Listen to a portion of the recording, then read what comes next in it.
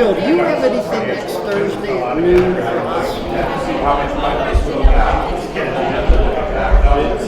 Bids. That's what it is.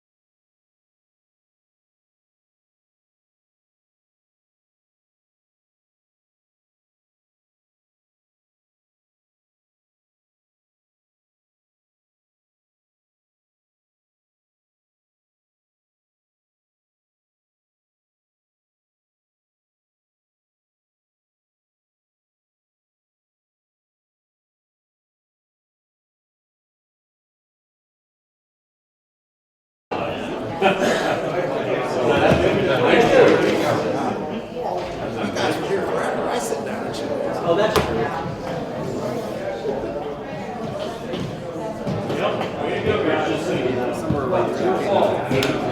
It usually is. If it isn't, it is anyway. I want one to do the road between us two.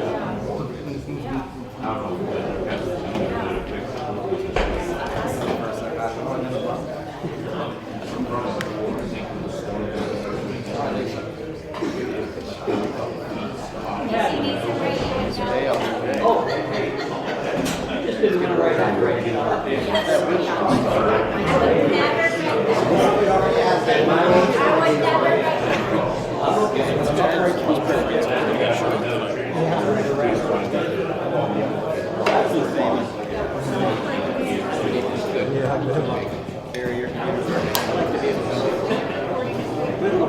So far so good, but we'll see.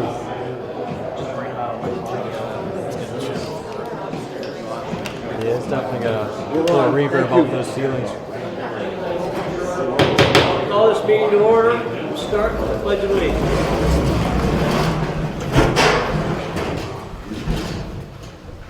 I pledge allegiance to the flag of the United States of America and to the republic for which it stands, one nation, under God, indivisible, with liberty and justice for all.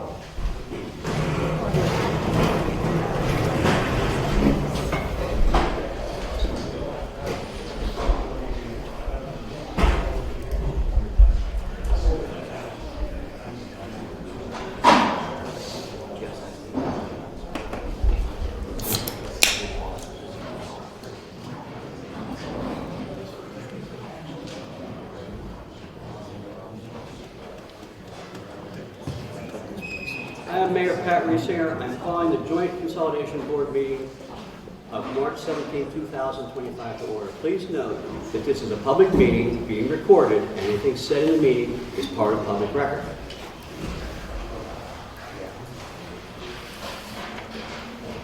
Roll call. Abbott. Here. Augenbaugh. Here. Beers. Here. Dietz. Here. Gelfand. Here. Jackson. Here. Malika. Here. Whitaker. He's on the phone. Dick, you still here? Yeah, I'm here. Sullivan. Here. Reesinger. Here.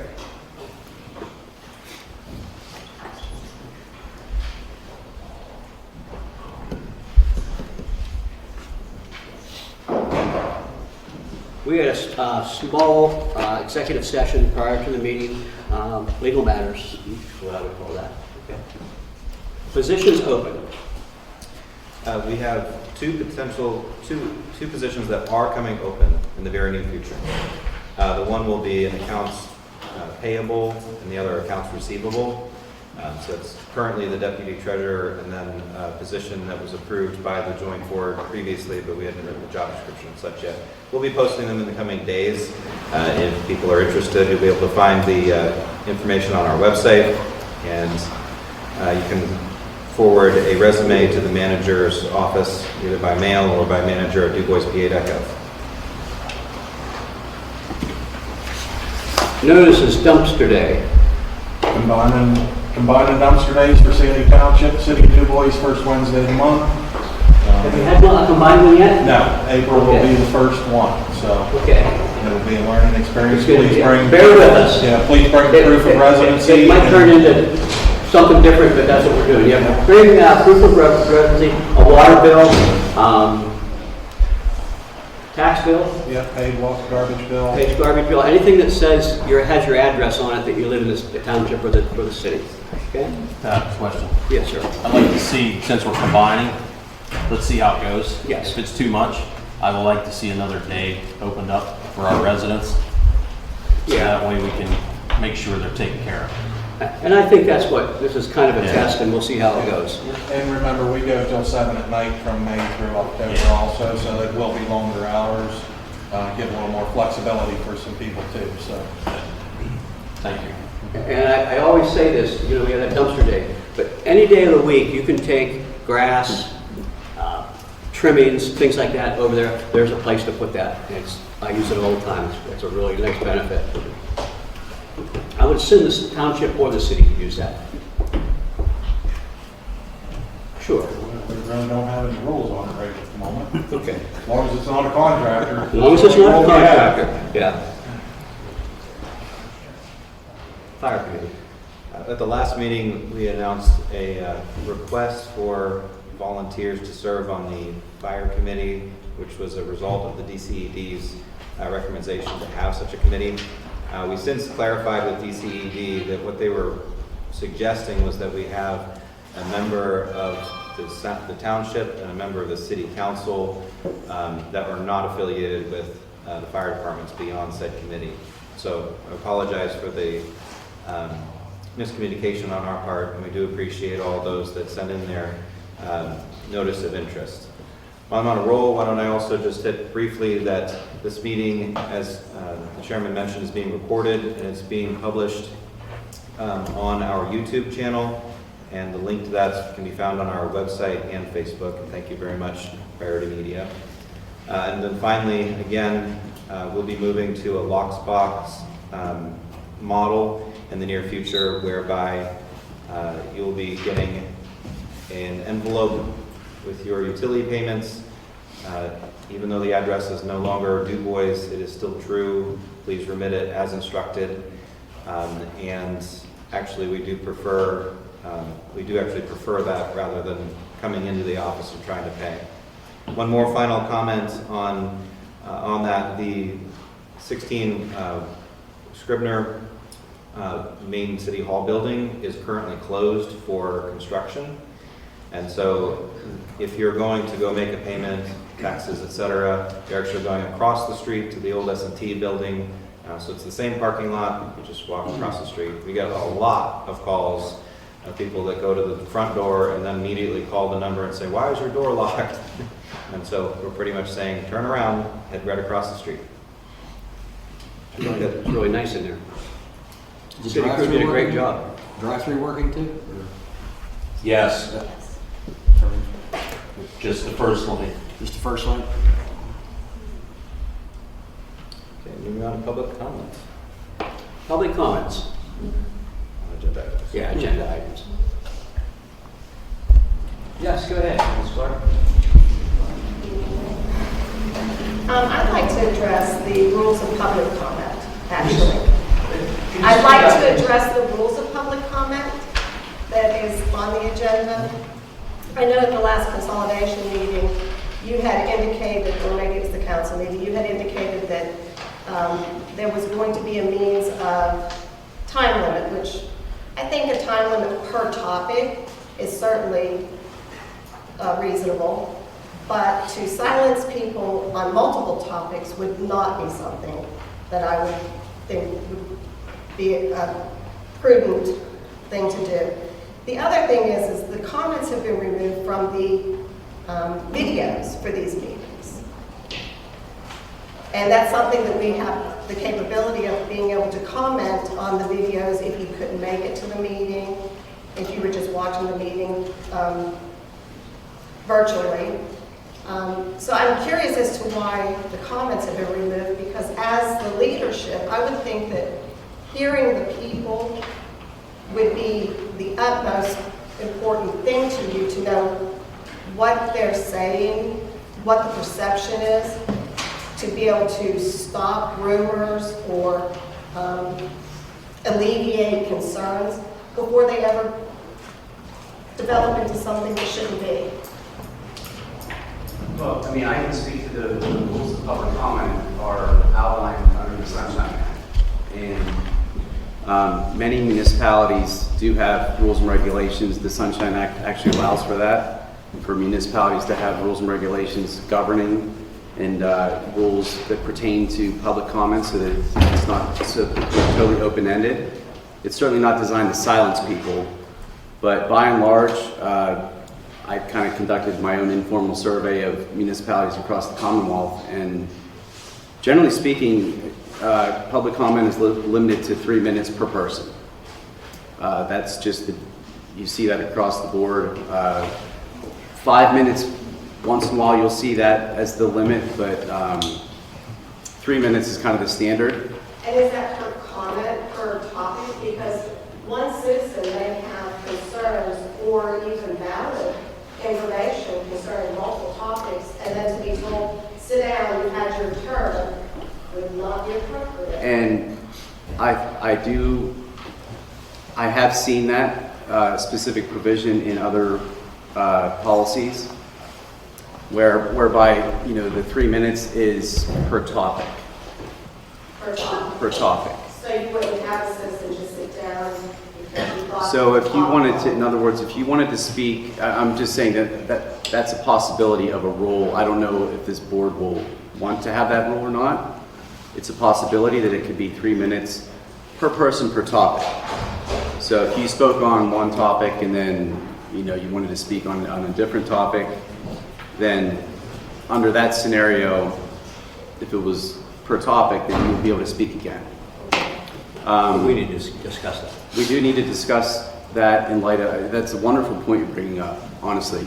I appreciate that, because previously, in previous years, even people on this board demanded that that not be the case, and then they sit here today and are demanding that it is the case. And so the hypocrisy is quite thick, and I think that we need to have some resolution, but I think the people need to be able to speak about various topics as they deem fit. That's what we're here for. And your point's well taken, and I think it's something that we're probably going to have to consider in light of you bringing that particular. Yeah, because I don't think hurting feelings or having negative energy is really the right terminology that we would want for a board. And just for your, I guess for everyone's information, what other municipalities do also is they will have a global limit on public comment in total. They'll say the public comment in any given meeting can go no longer than, I've seen 45 minutes. I'm not suggesting that this board do that, but the Sunshine Act is very open-ended in terms of course, there's a right to public comment, right to public participation. And in this, In this particular setting, as the agenda is set up, there's two separate public comments. So on agenda items, and then at the end again. A lot of municipalities just have one. So it's trying to strike the balance of what works best, and most of all, what's most fair to the public. So your point's well taken, though, ma'am. Yes. Yeah, Dave Lombardo, Treasure Lake. Couple things. Can you guys speak? I heard you, Matt, but the other I Runs the other way, doesn't it? It's bad acoustics Yeah, and that stuff. would be good. And then Ben, you had said something, I missed last meeting, so you said something about the fire department. Did you get everybody you needed, or are you still open, because I would have volunteered? Or you said you didn't have the right people or something like that for the committee? Right, what I was saying was that we misspoke at the last meeting that we need public to serve on that committee. The purpose of the committee is to be a subcommittee of this board, and so we just needed one of the Sandy Township supervisors and one of the city council members. Okay, so you got everybody then? Okay, Thank you. that's all. I was going to volunteer. So first. Anybody else on agenda items? Yes. Debbie Mecklin, Monroe Street. I saw on today's agenda that the Planning Commission on December 5th, in regarding the conditional use of 333 West Long Avenue, the vote was to transfer the decision to City Council due to an ongoing litigation issue. As I mentioned at the February 19th meeting, I would prefer to see council be proactive instead of reactive in regards to the skill games businesses. It would not be a positive addition to our downtown to modify the zoning at 333 West Long Avenue. The downtown is the face of our community, and we need to encourage a better optic for our downtown. And I'm hoping the vote will be no for changing the zoning by council. Thank you. Thanks. Anyone else? We'll move on.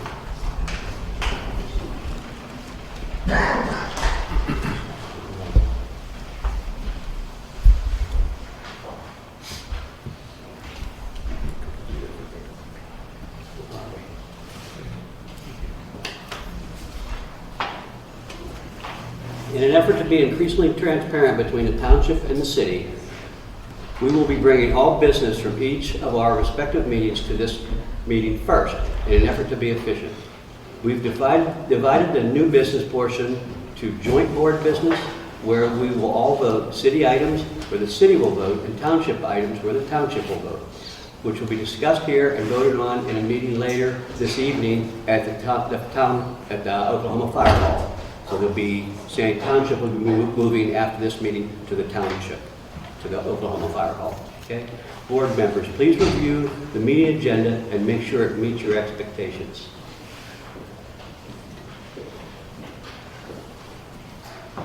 You want a motion on that? Nope. Okay. Minutes. Minutes. The minutes from recent meetings are attached. If there are no questions for the manager or amendments, we will move on. Any questions?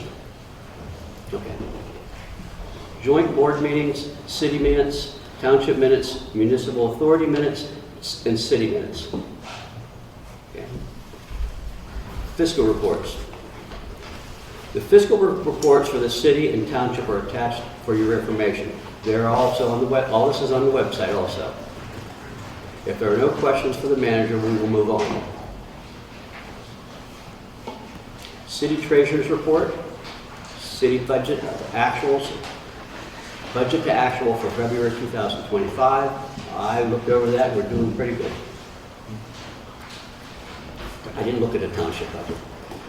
City bills as of March 10th, township bills as of March 19th, township state fund bills as of March 19th, municipal authority bills as of March 19th, township auto drafts as of March 19th, and pen desk pay number 26. And they were all in the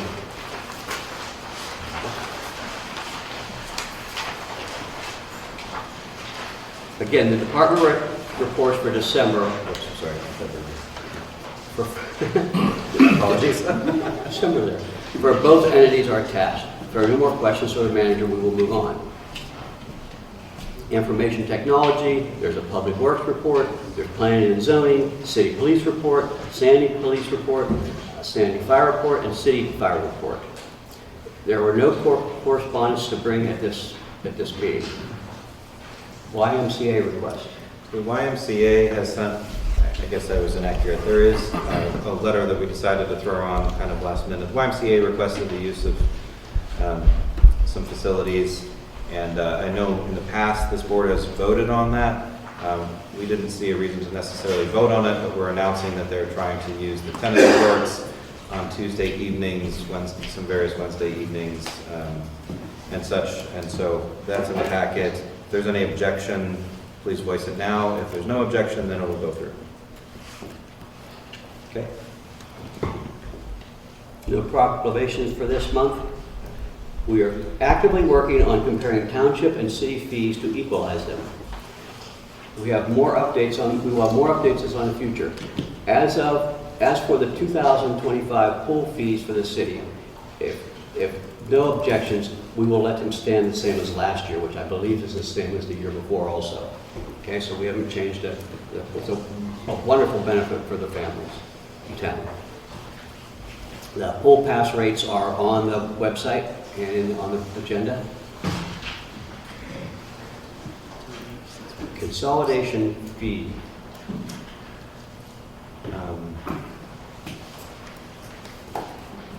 We're not going to do anything about the fees tonight. I want to just say thank you to Mr. Malika for doing some of the hard work research on consolidating the fees. We're going to be evaluating that and we'll bring it up to the next meeting. The next item is me. The previous two joint board meetings, the board asked us to do some work on community and economic development. This is just a progress update since the last time we met. Myself and some of our team met with some of the various community and economic development agencies in the city or that work in the city. And we have created a draft ecosystem map which lists who's responsible for what, and then inventoried them. You'll see that we did identify some areas in which we think that there's a gap, whether that gap is there's no organization working on it or perhaps insufficiently. And so we are going to be having an upcoming meeting next week with some of those stakeholders, maybe 2 weeks from now, in order to refine this a little bit further. But I just wanted the board to know that we did not forget. We are actively working on it, and here is a first draft of the ecosystem map so that you can see where the gaps are. The city and township have both bound their insurance policies for the coming year. Lisa, do you have a comment on that? Yeah, Sandy Township had already done theirs, but we got quotes from 2 organizations for property casualty liability, elected officials liability, and so we ended up binding the insurance with Acrisure. It's a McGowan product, and so I just wanted the board to know that we did that. There was a $20,000 increase, but we did take the lower of the 2 prices. Conditional use, 333 West Long Avenue. So this is something that we are going to have to vote on this evening, and my understanding is that at the conditional use hearing there was no evidence presented by the applicant in support of the conditional use application. That being the case, my recommendation would be to deny it. That's my recommendation. I certainly I don't have a vote, but given the absence of evidence, the burden of proof is on the applicant to present evidence and or testimony to satisfy all the criteria under the zoning ordinance for that particular conditional use. So I think it's ready for a vote. Looking for a motion. I'll make a motion to deny that conditional use application. Second. Properly moved and second. Any discussion on the motion? Question, Pat, would this just be a vote for Duplin City Council? Yes.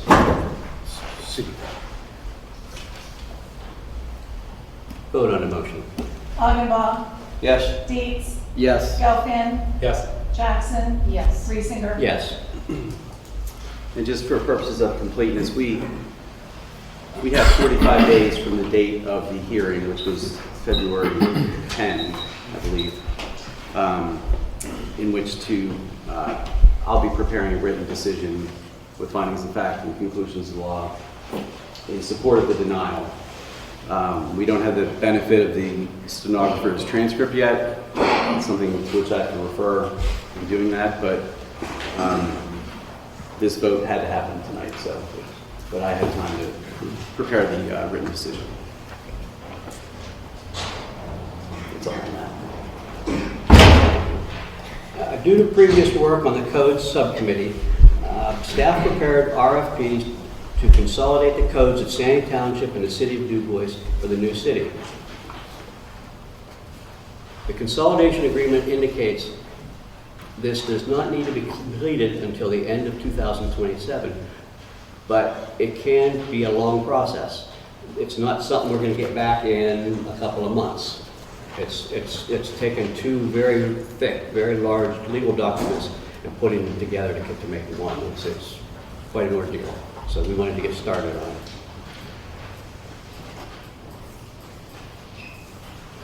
Management is requesting approval to release our RFPs for consolidating mapping and consolidating codes, and we'll bring back recommendations in future meetings if feasible to implement. The joint board is asked to release these RFPs.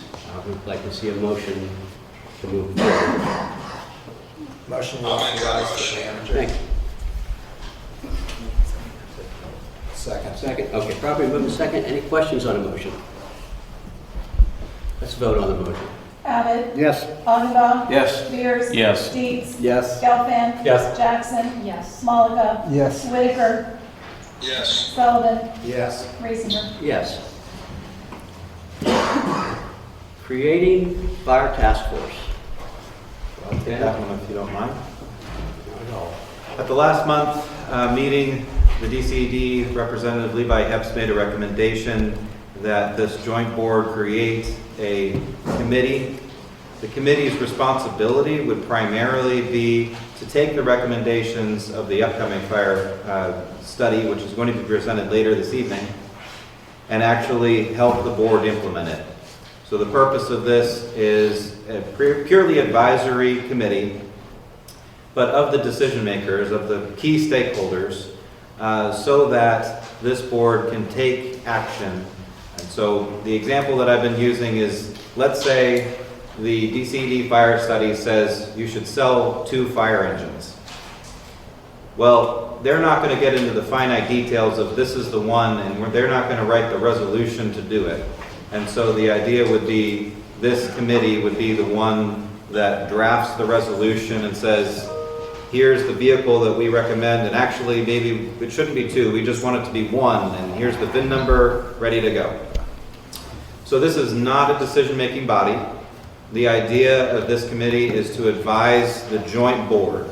It also does not replace the fire subcommittee, which is really tasked with, I guess, the implementation of the consolidation towards the fire departments. And so the fire subcommittee focuses kind of towards the fire departments. This committee, its focus would be towards the joint board. And again, it's not in a decision-making capacity. In terms of composition, I know there's been some questions as to how the names appeared on this thing that are on there. So the recommendation by the DCED was that it be the presidents of the 2 fire departments. And of course, as many of you know, there is currently not a president or a fire department, I suppose, of Sandy Township, which is why myself and Mr. Arbaugh, who assisted me with drafting this, decided that it would be best to go back to the previous president so that they're on equal footing, both the city and the township. And then the others were to be members, 1 member of council and 1 member of supervisors who are not engaged in the fire department. And so I believe we somewhat randomly picked Mr. Gelfen and Mr. Abbott. And then, again, for the draft, the fire chiefs are who they are. And so this is purely a recommendation to the board based on our understanding what the DCED was recommending and the need. But it is completely a board decision if you wish to swap out names, not pass this, table it, whatever you want. Any questions for me? I got questions. Okay. How did you come up with the names? Why did this get started? Because we haven't even had a discussion between the elected officials. I have not even heard about this in one text message you sent, and that was it. And nothing's ever been said about the people until I get my agenda. And I get phone calls saying this X, Y, and Z is on this board. I've never got called. As far as I know, I'm still the elected official here. The buck stops with us.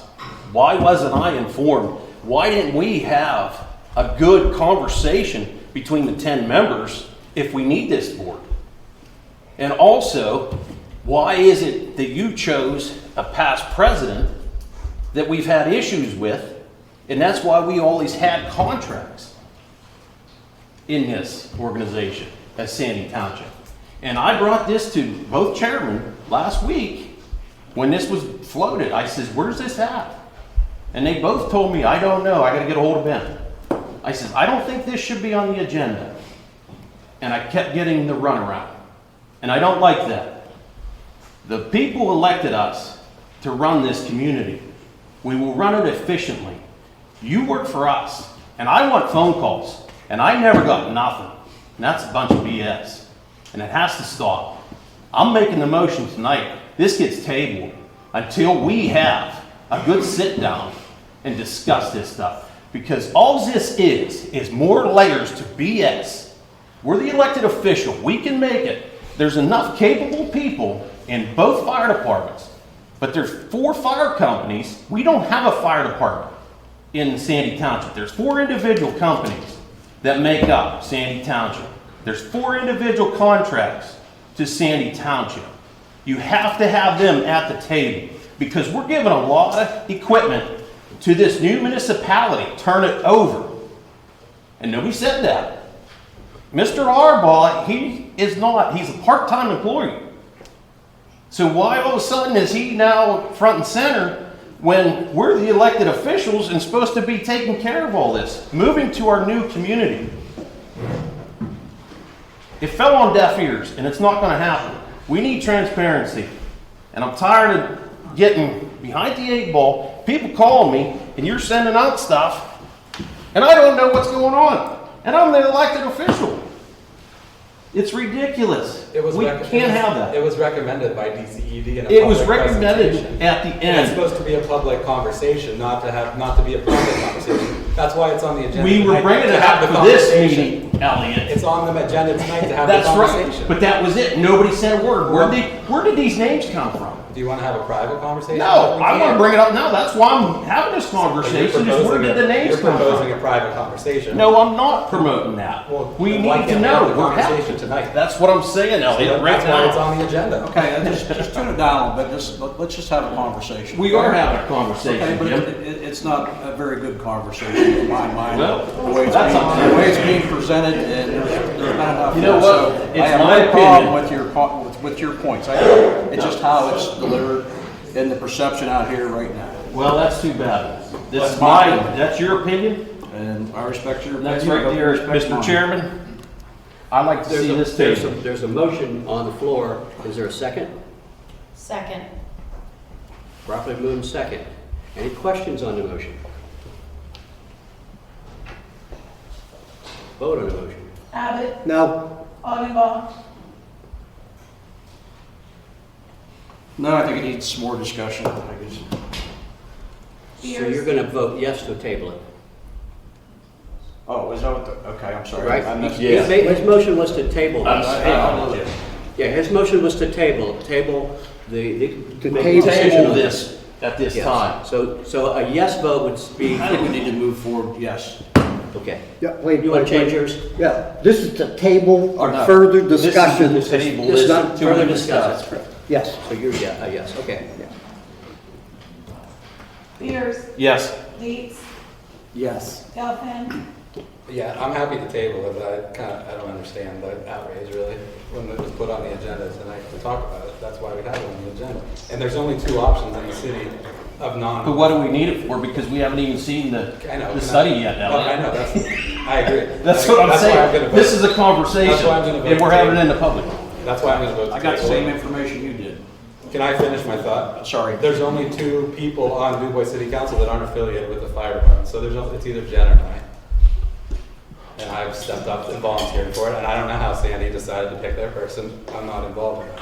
So take it up with your own officials, how they pick them. And I did. I don't think it's right to direct. And that's why I brought it here. I know, but I don't think it's right to direct it at Ben. Just my opinion. Anyway, yes, the table. Jackson, yes, and I agree with Elliot. Malika, Yes. Whitaker, No. Sullivan, Yes. Reesinger. We're gonna have to talk about it sooner or later. I just need your vote. I know. Just saying, you know, table it, I'm gonna say no. I think it should be just discussed openly and ask, it needs to be discussed. Motion carried 8-2. I know.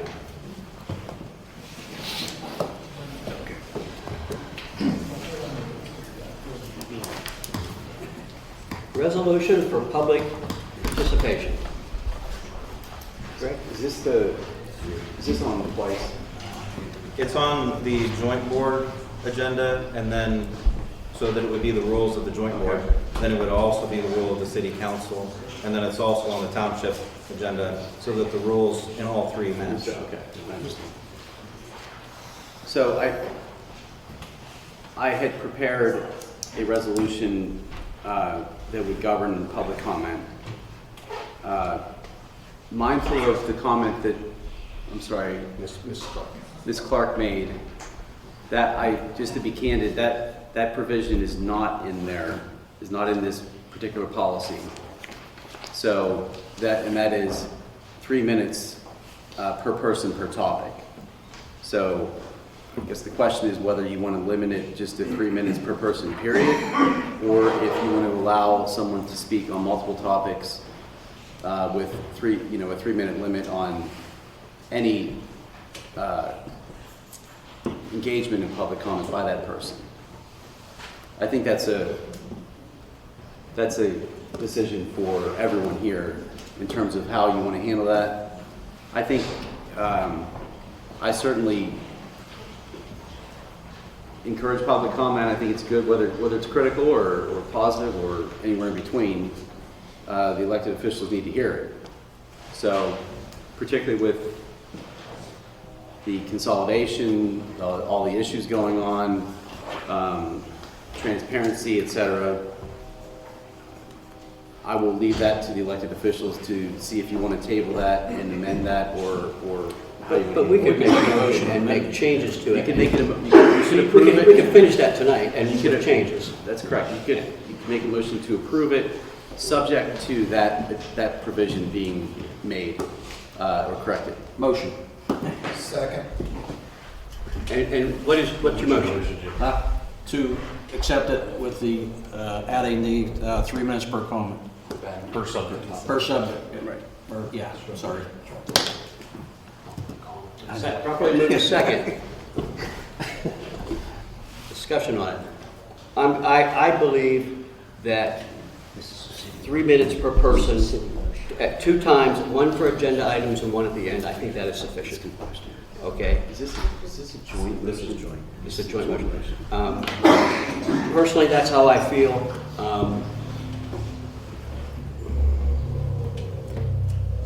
I mean, I don't want somebody speaking about 10 topics for 3 minutes, and I can see that happening.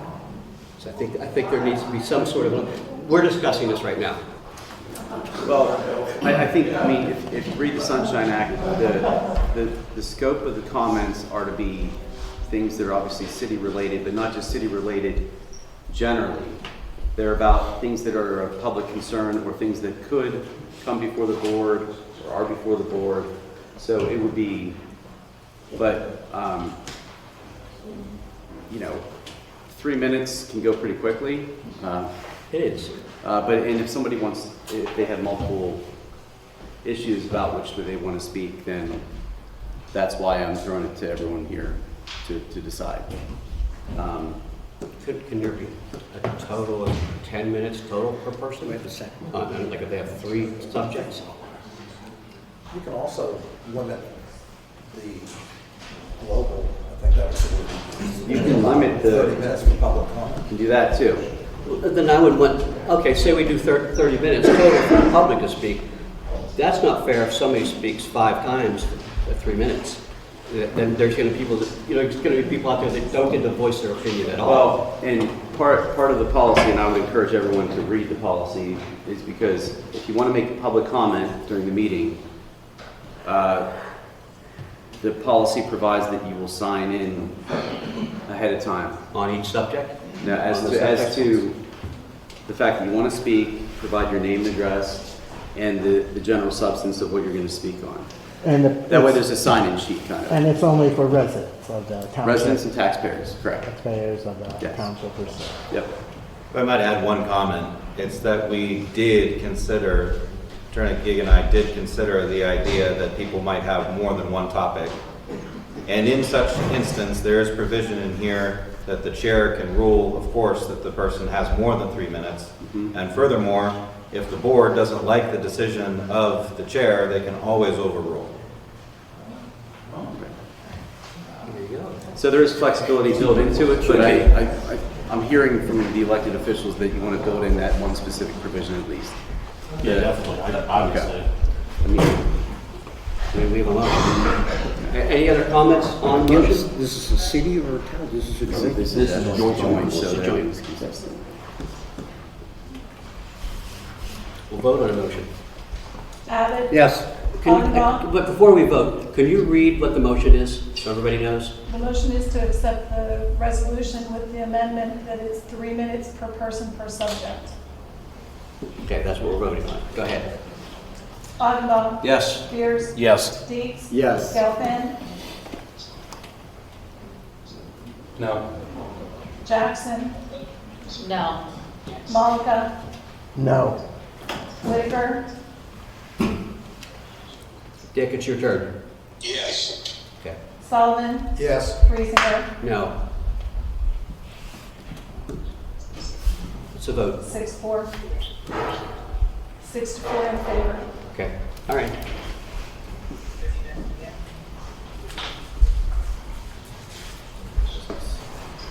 New business. Authorization to file RACP plan. Ben?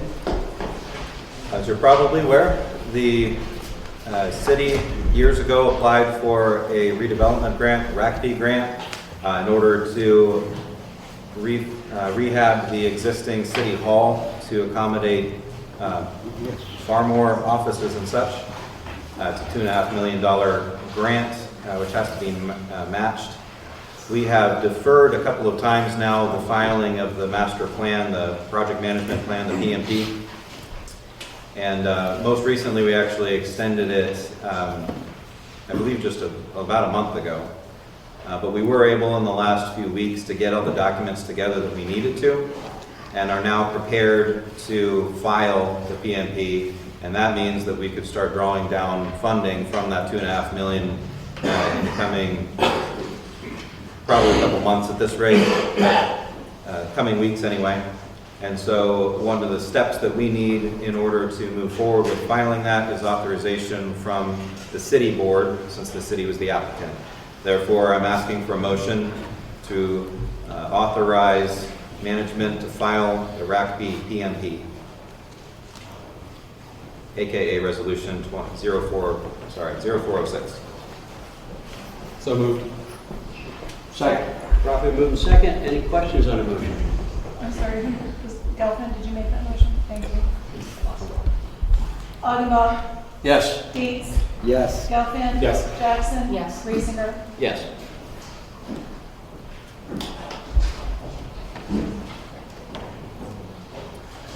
The next resolution is related to the sale of some vehicles. We have excess property in a 2007 Ford Explorer, a 2007 Dodge Grand Caravan, a 2014 Dodge Charger, and a 2011 Dodge Charger. They are of no use to the city anymore, and so we are asking for authorization to sell them via resolution 0407. Motion approved. Second? Properly moved and second. Any question on the motion? Vote on the motion. Augenbaum. Yes. Deeds. Yes. Gelfen. Yes. Jackson. Yes. Reesinger. Yes. Ben, you're up again. Next, we have two resolutions before the city board for bank authorization signatories. That would be resolution 0408 and 0409. These would replace Sean Arbaugh as a signer and put Lisa Hagberg on as a signer on your bank accounts. Can we do both at once? Yep. So moved. Second. Properly moved and second. Any questions on the motion? Vote on the motion. Augenbaum. Yes. Deeds. Yes. Gelfen. Yes. Jackson. Yes. Reesinger. Yes. Resolution 0410 is a mirror image of the joint board's resolution that we just voted on regarding public comments. Reminder, you amended the provisions related to the topics or subjects in the last one in order to administer it evenly. My preference or recommendation would be that they be the same. But they don't have to be. They wouldn't have to be, but if you're running your joint board meeting and your city meeting concurrently, it could get very confusing. Yeah, I don't know how that'd be. I don't think that'd be logistically possible. It still requires. I'll make a motion to approve the public comment resolution as amended. That's with the 3 minutes. Yeah. With three- Properly moved and second. Any questions on the motion? So just to be clear, we're voting to approve it with the same changes where the public's allowed to speak on 3 minutes per and have many subjects. Okay? Vote on the motion. Augenbaum. Yes. Deeds. Yes. Gelfen. Yes. Jackson. Yes. Reesinger. Yes. The next item of discussion is a request for technical assistance. You may remember at the last meeting, maybe 2 meetings ago, we requested assistance from the DCED related to fiscal management. By the way, as a quick update, that individual has been at the city or township building a couple of times now for several days and has come up with some great recommendations already, and she's been a great help. In an effort to be proactive, we not only wanted to have the task force ready to go when we get the recommendations tonight, but we also wanted to have the technical assistance lined up to actually make those changes operational. And so the recommendation from staff is to pass a second letter of intent with the DCD in order to have a fire consultant, who will likely be the same consultant that created the presentation tonight, come and assist that task force and or the fire departments with technical assistance. So I'm asking for a motion to submit the letter of intent. Fire chiefs are on board. 100%.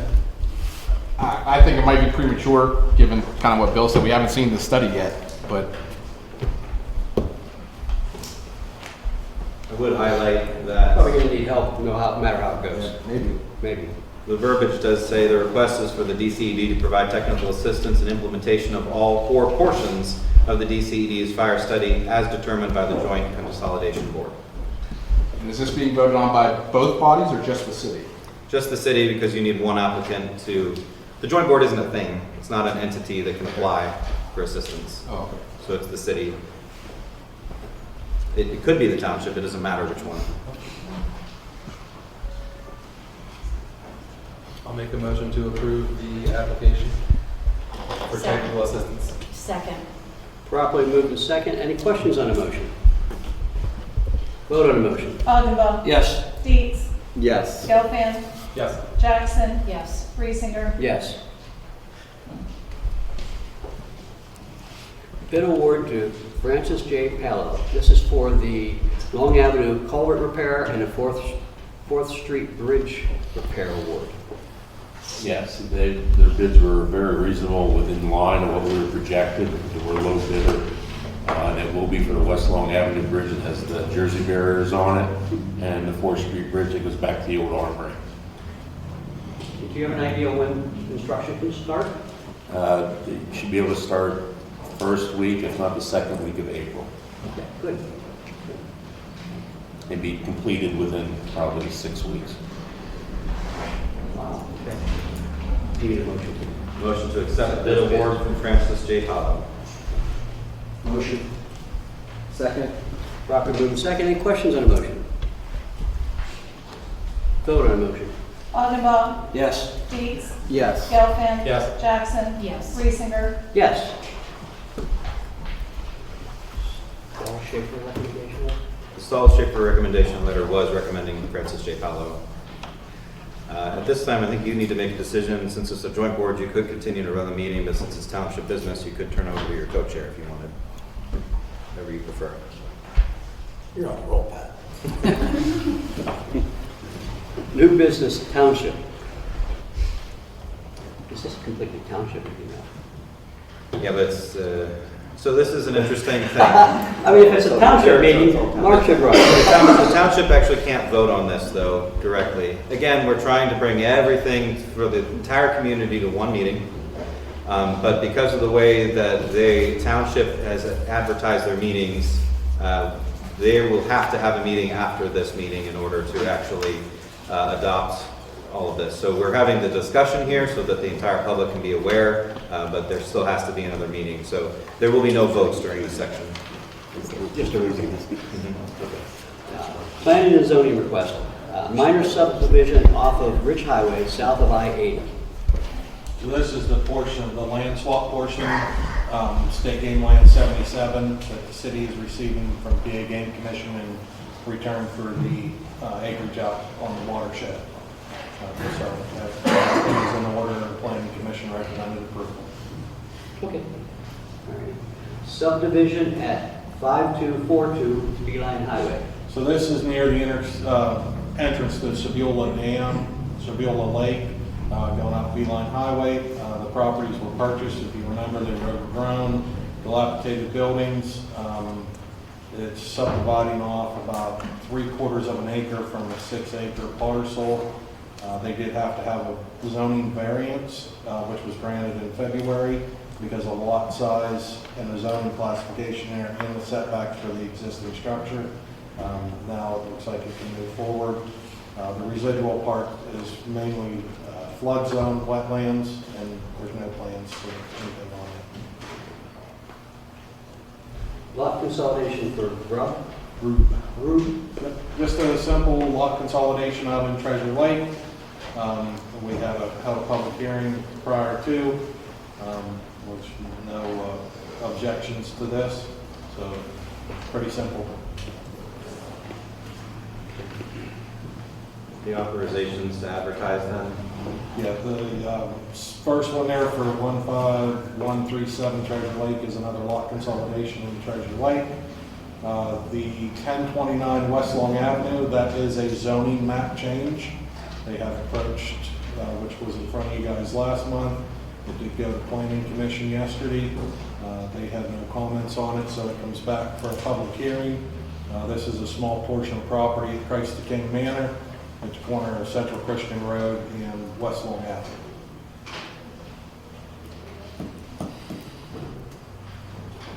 Is that on the Christ the King Manor side or the Yes, apartment Christ the side? King Manor side. Or no, the apartment side. Apartment side. Okay. Next, yeah, I mean, the next item would be the, we won't take any motions this time. The next would be the rules on public comment, which I think we've sufficiently covered. I believe so. Next, we have a resolution before the township board to sell a vehicle. It would be efficient to do it at the same time as the township, as the city is selling their 4 vehicles.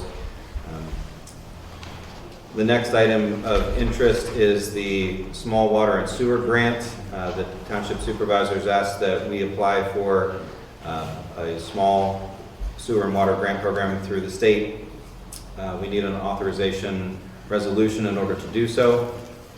And then the last thing on the agenda for the township will be the award of a seal coating bid and a paving bid, ideally to Suitcoat and Glenn Hawbaker respectively, as they came in as the lowest bidders that were qualified. That's it for township business. Okay. Closing. At this time, we invite the public to give comment on any item on the, It's not on the agenda. on any subject. Please stand if you are able, state your name and residence, and keep your comments to 3 minutes, please. Yes, sir. Yeah, real fast, I want to State your name. Dave Lombardo, Treasury. Back to the request for proposals for consolidation codification.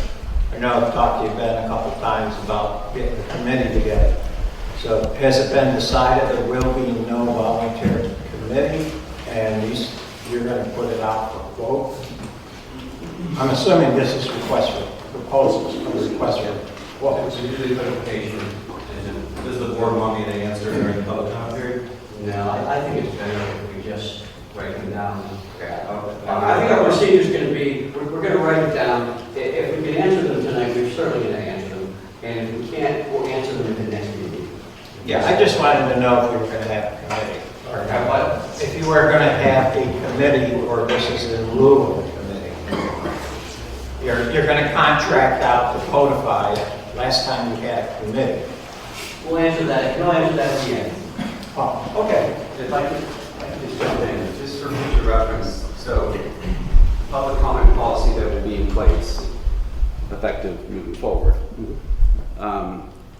Public comment, there can be questions asked. Legally speaking, the elected officials, they're not required to answer the questions, but if they choose to do so, the person making the public comments, time does not stop. In other words, for the give and take. Yeah. So, does that make sense? So, you are free to answer if you want, but under the law, you're not required to. Or you can just refer it to. I mean, I think we should answer them at least. Yeah. At the end of the meeting or the next meeting. I think it's only fair.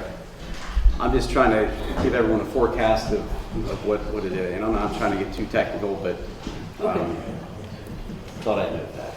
Sure. Any other public comment? Yes.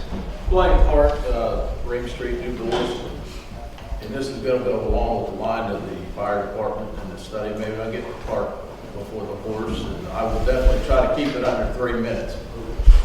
It is my belief that the number one goal and concern for all municipal leaders and politicians should be public safety. It is no secret that some of you sitting up there have attacked, insulted, and accused public safety members of egregious activities. So how can we as tax-paying citizens of this community believe that you will put public safety at the forefront when decisions are made without political or personal agendas? In the second amended consolidation agreement dated January 6, 2025, section 15, subsection B, it states, and I quote, "The current intention is to have 5 fire stations." The city already has 5, excuse me. The township has 4, that means 9. So is it the intent to shut down 4 stations before the subcommittee, or before this independent group, or even the subcommittees have come up with any findings? Can any of you advise on that decision, and who made it and why? Probably not. The decision cannot have been based on cost. By your own admission, we do not even know what our tax base is going to be for the future city. Shouldn't that be a starting point, having a tax base? A while back, Supervisor Whitaker was tasked with overseeing all the formed subcommittees for consolidation, where he had a very strict where he was very strict with his objectives, guidelines, and due dates. Great progression was being made.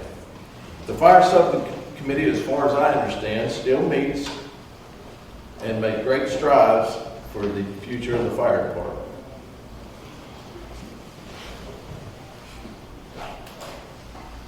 I believe that allowing internal people instead of an outside department or individual to make the decisions is going to be detrimental to our fire service. We should not be okay with this standard proposed by an outside consultant, but rather set our own higher standards, especially when it comes to public safety. Why follow others, but then follow us?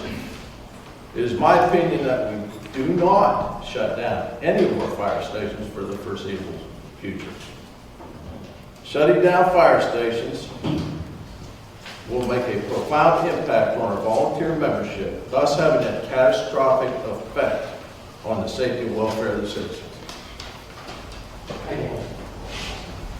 Anybody else comment on anything? Yes, sir. Randy Gears, Oklahoma.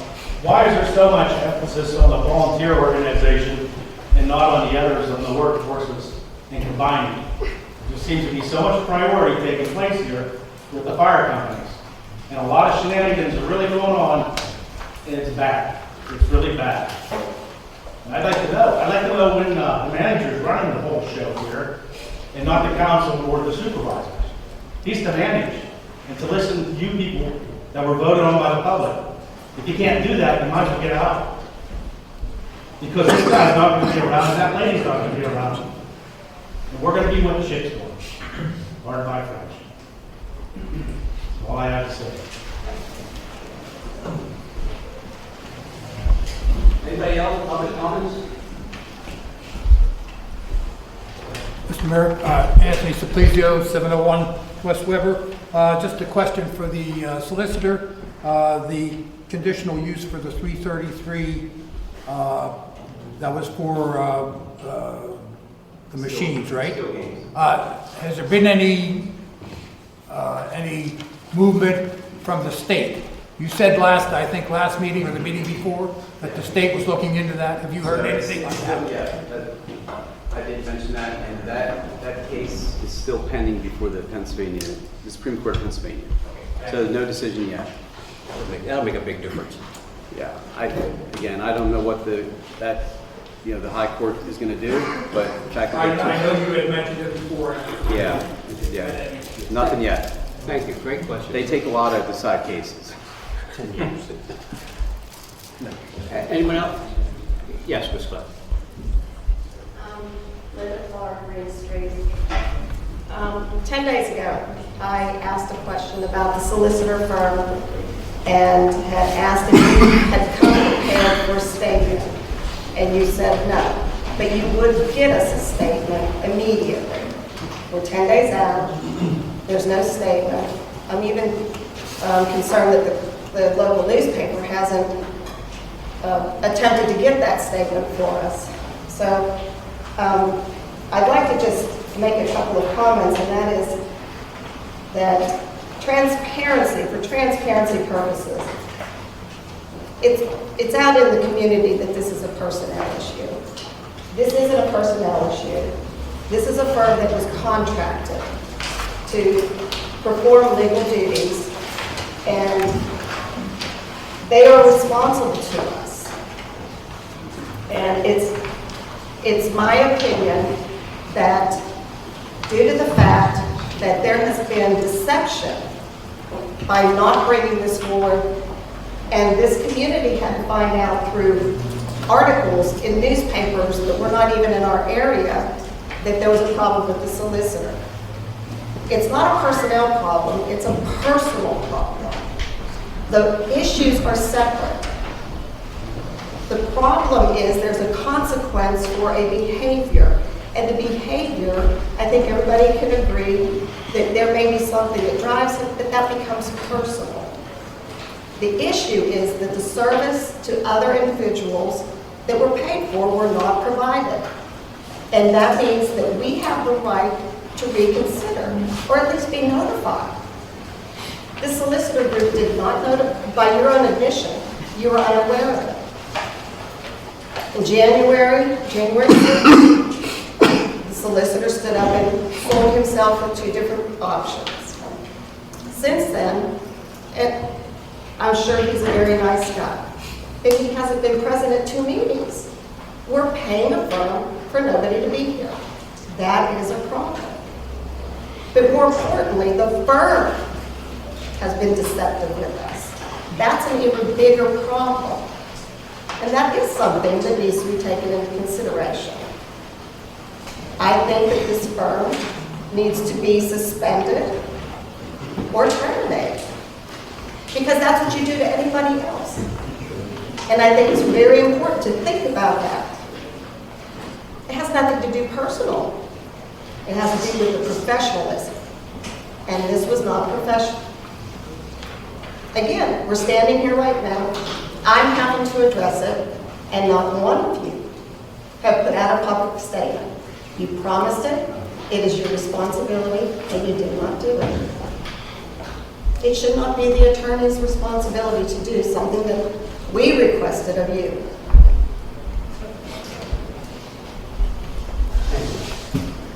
It's actually the next item on the agenda for comments. Any other public comments?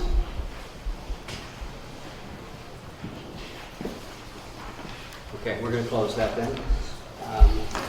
At the last meeting, we committed to comment on our solicitor. At this time, I'd like to call upon Attorney Gerd to say a few words. Sure. Yeah, I appreciate the opportunity to clear this up. First of all, City Council did not know anything about my situation with the Pennsylvania Disciplinary Board. This happened, the conduct that sparked this happened several years ago when I ran into a problem with alcohol. I mean, I'll be totally transparent about it.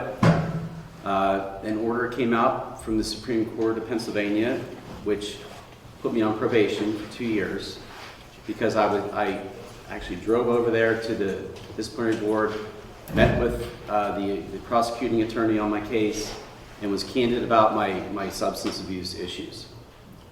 They put me on probation for 2 years, and I am proud to say that I am in recovery, that I'm sober, and that it does not affect my work product at all. City Council had no idea because I did not tell them. I did not tell them because I was not legally required to tell them under the rules of professional conduct, because it did not affect my license to practice law at all. I would prefer to be defined by my work product rather than the fact that I had a problem with alcohol a few years ago.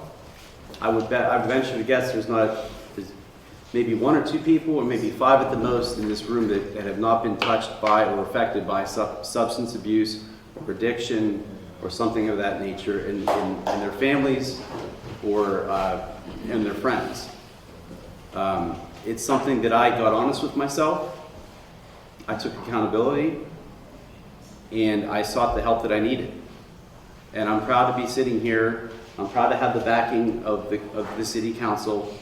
I would challenge anybody to say that my work product has been substandard. There are certain meetings that I'm not requested to be at, but if you would see the hours that I log, some of the work sessions, I would defer to the managers. There's certain meetings that I don't have to attend.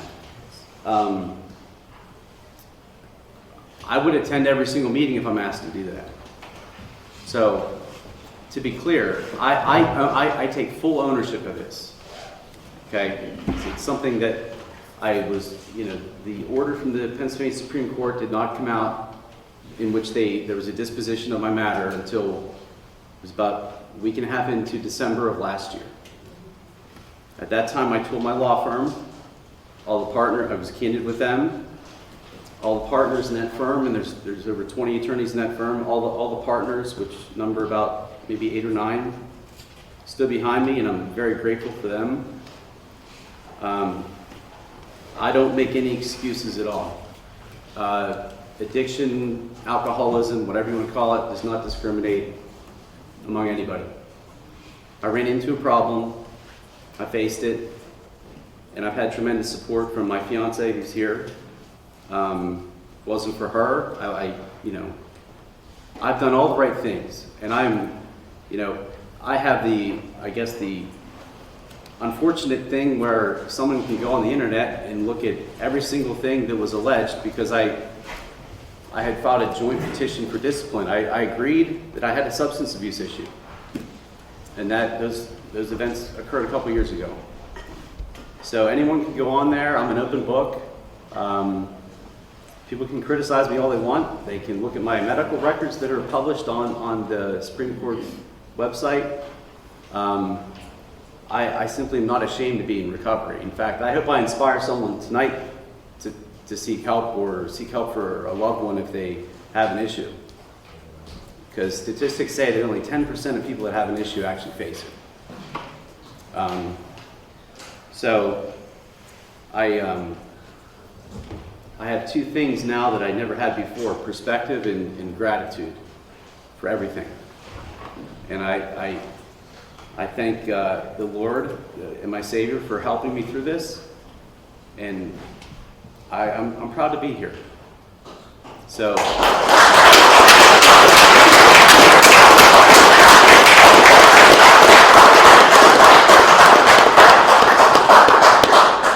But I think there's not enough awareness. Having gone through this myself, there's a stigma attached to addiction that is just fundamentally unfair.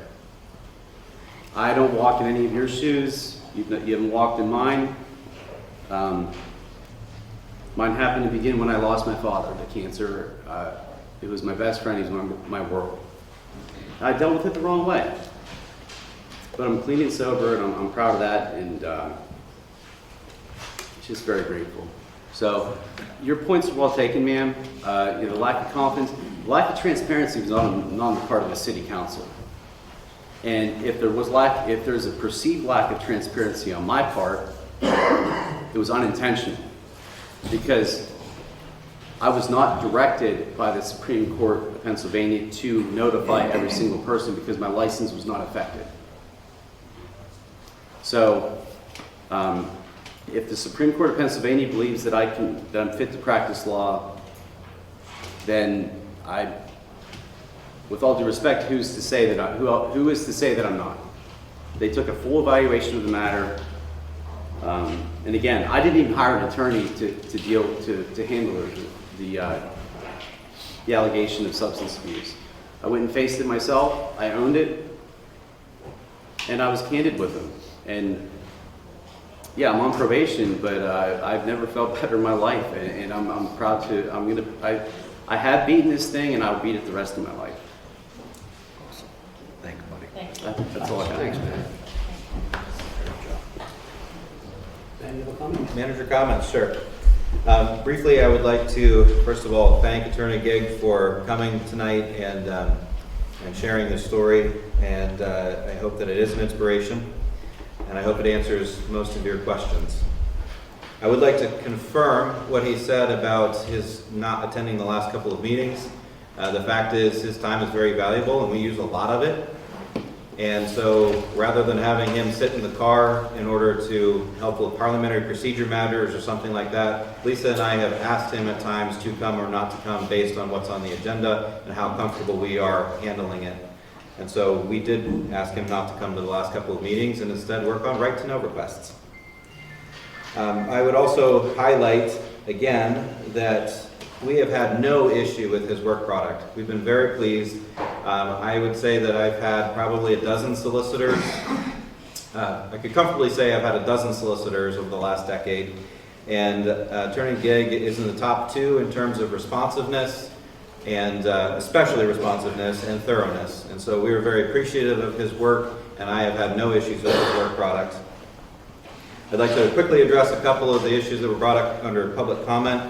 One has to do with the prioritization of the fire department consolidation over other internal departments. And the fact is that the internal departments are being consolidated actively. Those updates have been made in the way of showing the organizational charts that we've brought to these meetings, the positions that we've cut, the job descriptions that we've recrafted and published and filled. So the consolidation internally of people and positions is actively happening, and you're seeing the benefit of it already under, first of all, I think a span of control that works very well, and department heads such as these gentlemen up here who are doing a fine job of managing consolidated departments. The only reason that the fire department is becoming such a public instance is because we don't have direct control over consolidation of the fire departments like we do our internal departments. So that's why you see a difference. But rest assured, the consolidation of departments has happened or is in the process of happening internally.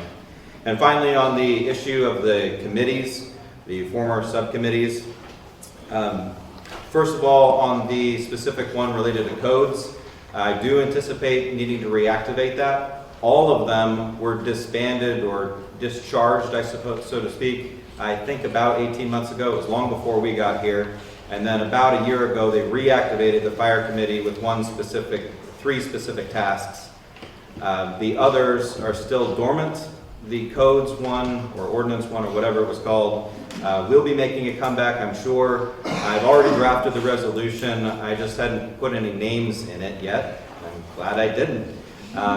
So I will be circulating that amongst the board for their feedback in the coming weeks, and probably have a vote on it in April, with the idea of these RFPs that we passed tonight for consolidation having been responded to, and we'll be able to come back to the April joint board meeting with both a resolution that's ready to activate the advisory committee and a recommendation on which firms to pick. Any questions for me? All right, thank you. Thank you.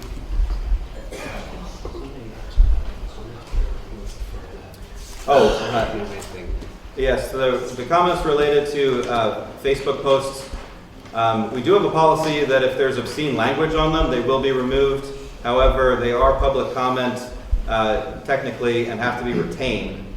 It is our recommendation that public comments be disabled from social media completely because we have no control over retaining it. And in fact, that is the main reason why we are no longer posting on Facebook, because they're actually deleting the videos after 30 days. And so that's why we're moving to a platform where we can actually control whether it's retained or not. As it comes to Facebook comments currently, it does not look like they've been disabled completely. If there was an instance of it being deleted, I'll have to look into that matter specifically, so feel free to contact me directly and I'll investigate it. Because again, social media comments are considered public and we have to retain them, which is why I don't want them to be a thing. I would much rather you contact us through means that we can actually control and retain according to Pennsylvania Record Retention Act. And I can't do that on Facebook very effectively.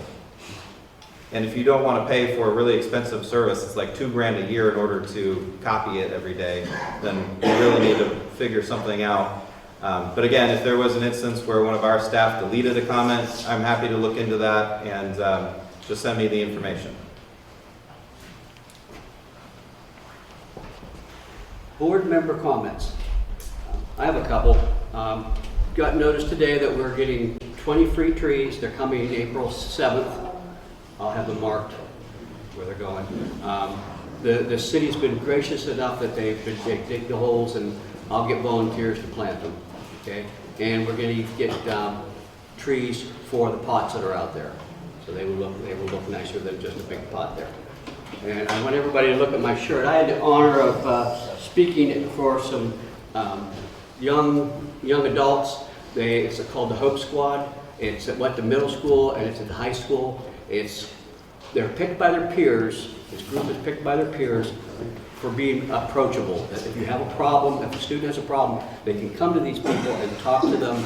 And of course, you know, they're referred to teachers and, you know, the proper authorities, proper help too. But it's a group. It's a wonderful, wonderful group, and it's kids helping kids, and they're stepping up and doing a wonderful job. So I was honored to be there. Anybody else have any comments? I do. Yeah, go ahead. Tonight, we meet here in a very historical moment to talk about our fire study and bringing our fire companies together in our community. Before I begin, I'd like to welcome DCED Deputy Secretary Villallo and to our joint board meeting, and to thank him and his staff for presenting our fire study to us in a few minutes. As I mentioned, tonight marks one of the many historical moments that we as a joint board, we as the City of DuBois, we as the Sandy Township, march forward to consolidating our communities.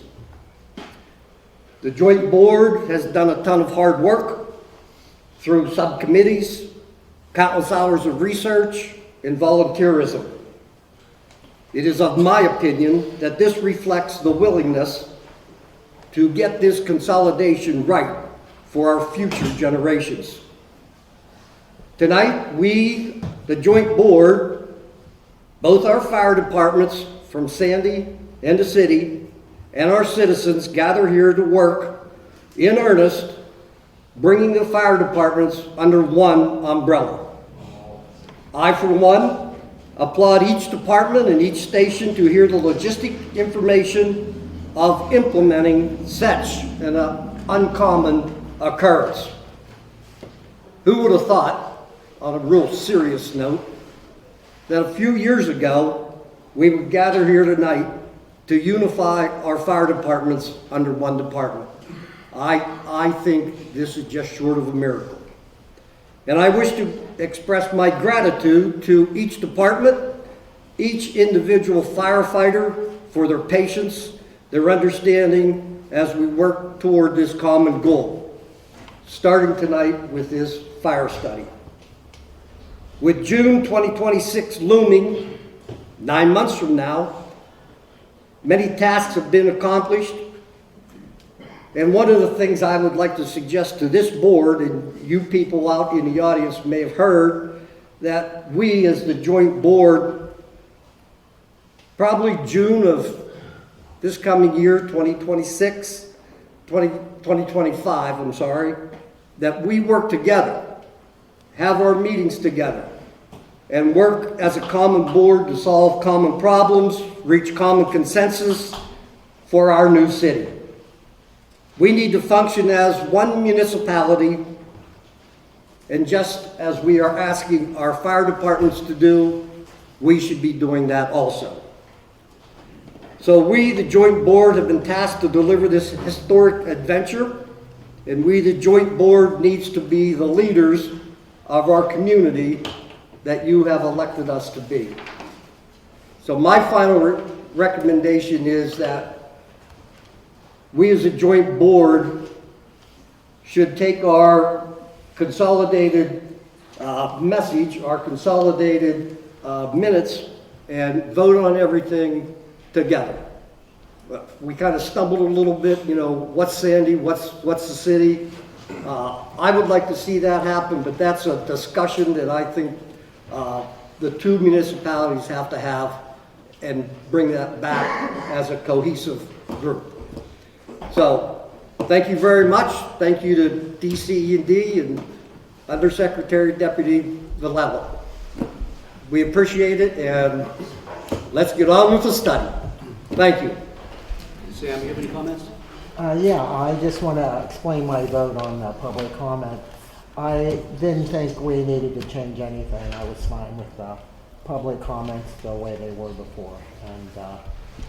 And I never saw too much problems with having someone, if someone went over time, then the chairman could, you know, just whack their gavel and stop them. So, but I'm fine with it also. So, you know. Yeah, I do have a comment. I think tonight, like Barry said, is going to be monumental. Moving forward, I'd like to have everybody keep an open mind. I'd like to ask my two chairmen to set a meeting in 2 weeks so the citizens, the fire departments, the fire companies, the firefighters can come and ask questions with our representative from DCED so we can get every answer that we can get. And that way everybody's informed going forward why we make decisions as a board moving forward. Thank you.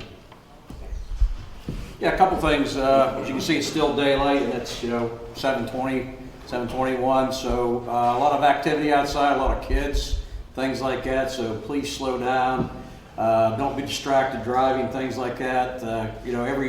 Every year, multiple times a year, you hear of a pedestrian vehicle accident, and that just kind of gut wrenching when you hear that call come over to respond to that, because you don't know what you're going into. So please slow down, don't be distracted, and pay attention to the kids. And secondly, I was glad to see that there was a lot of people interested in running for city government, the new city government it's going to be. I'm looking for people of goodwill and common sense. Because goodwill and common sense, you tend to have good communication skills, put your personal feelings aside, if you will, and do what's right for the community, okay? And you don't portray hate. Lord knows we've seen enough hate in this city for 2 years now, and it's time to move forward. Thank you. All good here. Jen? I'm good, thank you. Elliot? Good.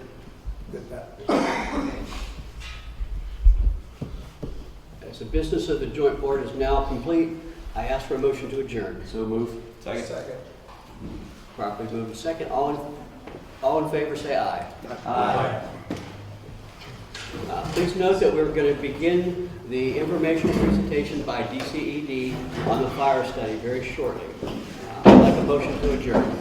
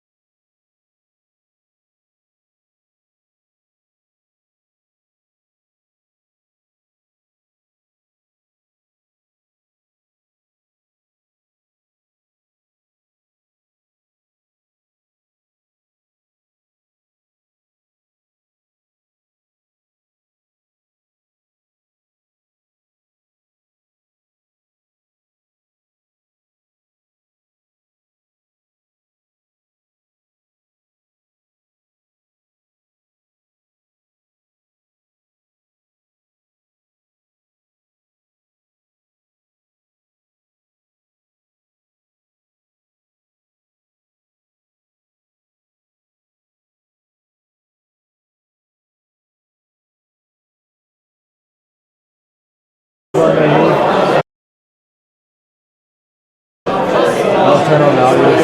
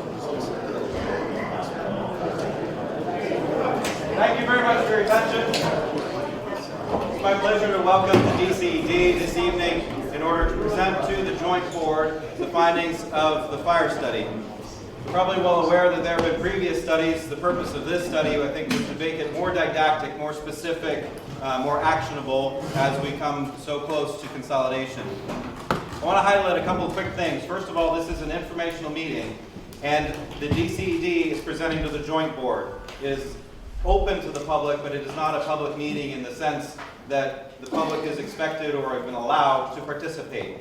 There will be about a half-hour presentation by the consultants, and then the board can ask some clarifying questions.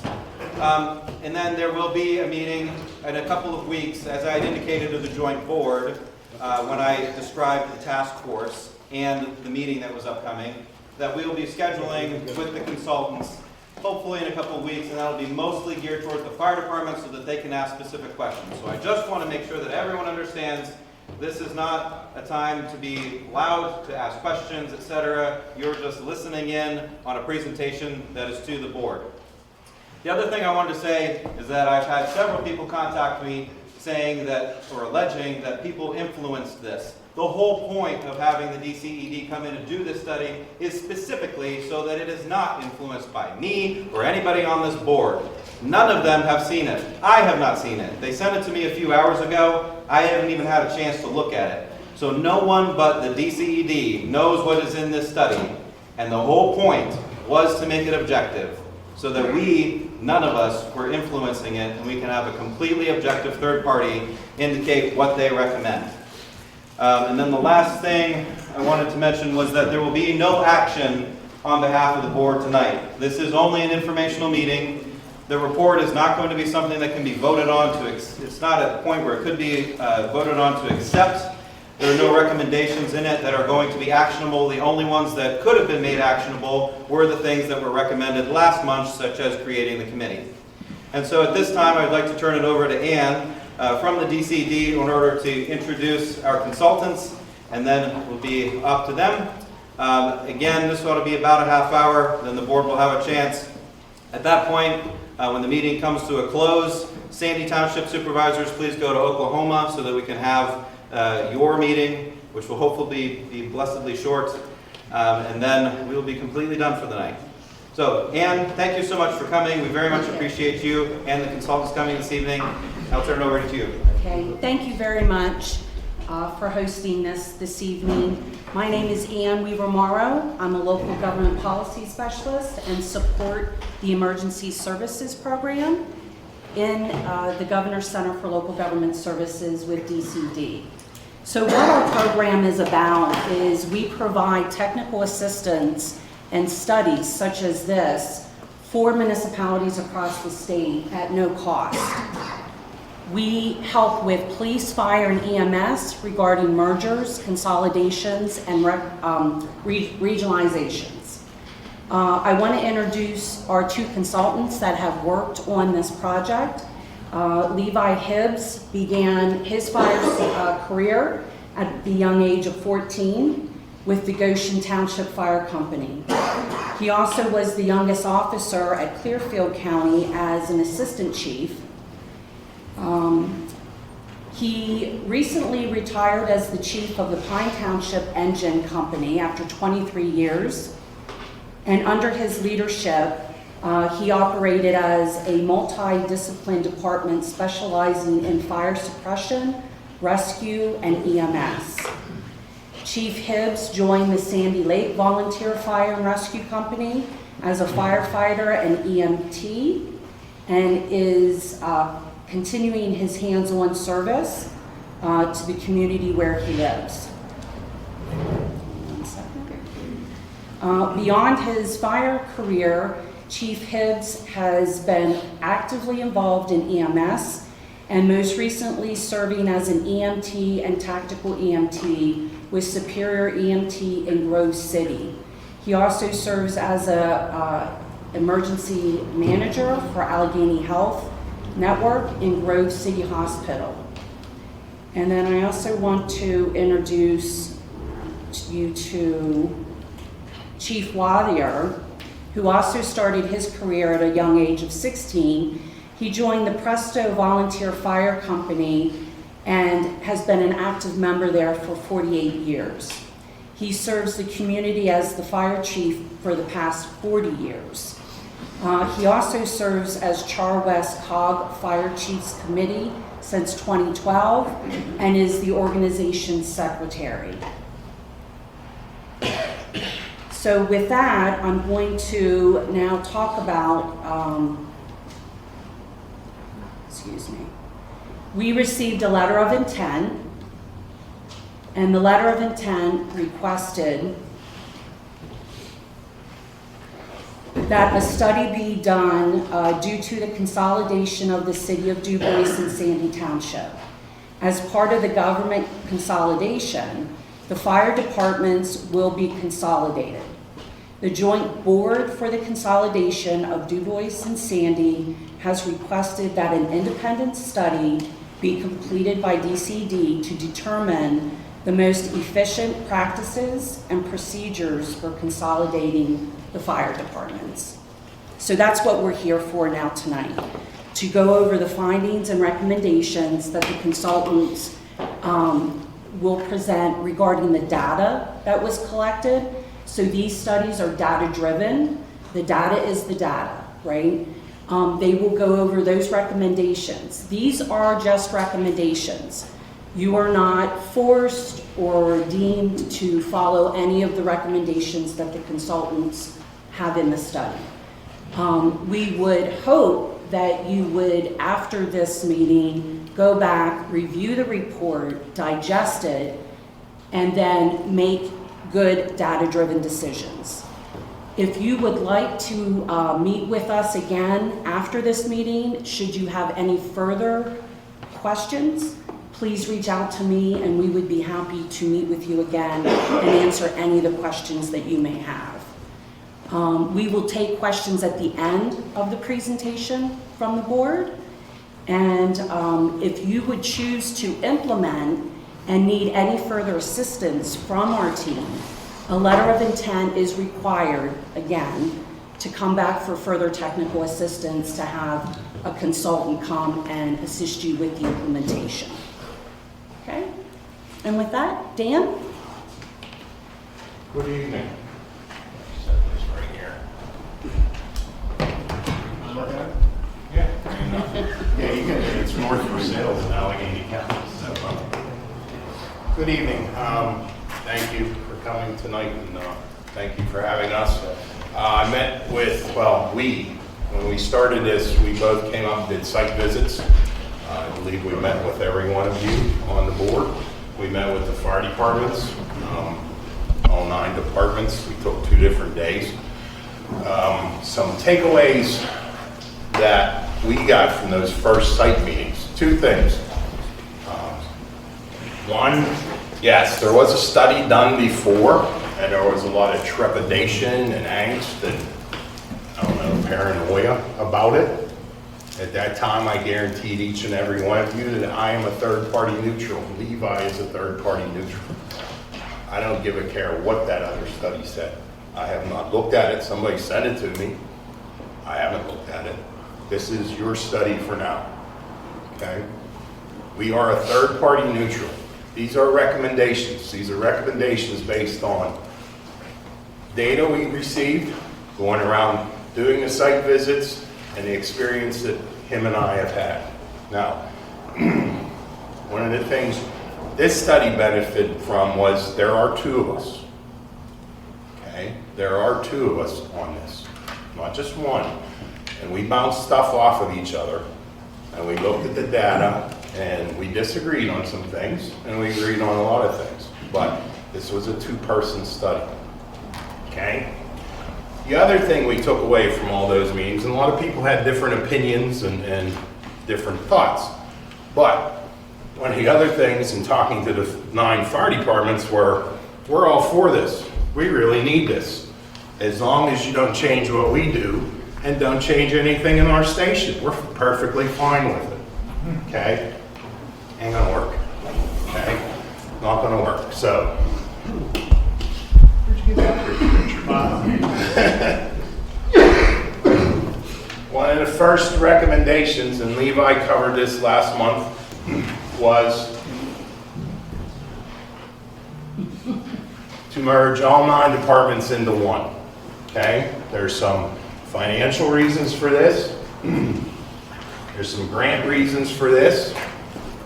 The main reason in our minds for this is right now you got 9 little tribes out there, and although they say, yeah, we play well with each other, there's 9 different opinions and 9 different things going on. For this to work, it has to be one clear chain of command, one clear mission statement, and one clear future. There's no way you're going to get that out of 9. Okay? That's why it's got to be merged into one. And yes, there's going to be growing pains.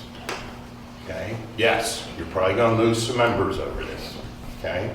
But as a dedicated volunteer in my community, if I can't change or I can't see what's going on and I quit because of that, I wasn't in it for the right reason. Okay? I wasn't in it for the right reasons. Okay? So, recommendation number 1. Again, I understand you guys are already started on this. There's a lot of process that has to go through this, but it is to merge all 9 departments into one cohesive group. One department, again, one chain of command, and Levi will go over our recommendations for chain of command at the end here. Our second we were asked to look at 3 things: the department itself, stations, equipment, and officers. That's the 4 things we looked at and the 4 things we made recommendations on. Okay. Next set of recommendations is on the stations. You don't have to think. Right now there are 9 stations. Okay. If you go on Google, and Google Maps has that little thing where you can click on one station and click on its next nearest station. It is measured in feet, not miles, feet. Okay?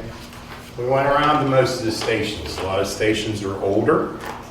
Okay? A lot of stations do not meet ADA, and ADA is important. Okay? They're not designed for the new larger apparatus. They were built back when an engine was probably 1/3 of the size that they are now. Okay. So, again, you'll notice on here that we didn't use station names. We used addresses because the station names have to go away. This is going to be one cohesive organization. So, stations remain open. 145 Town Center Circle, 250 South Brady Street, 301 First Street, and 15 Forest Avenue. We're not touching those. Our recommendation is to leave them as they are right now. Stations to be consolidated: 33 East Park Avenue and 1257 Chestnut. Merge into a new station built at 1257 Chestnut.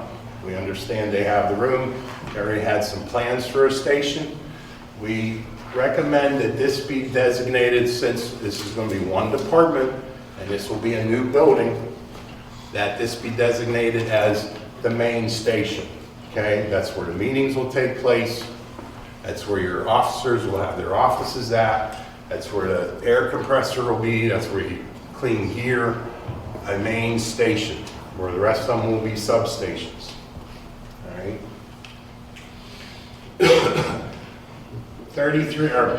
15 Forest and 12 South Main.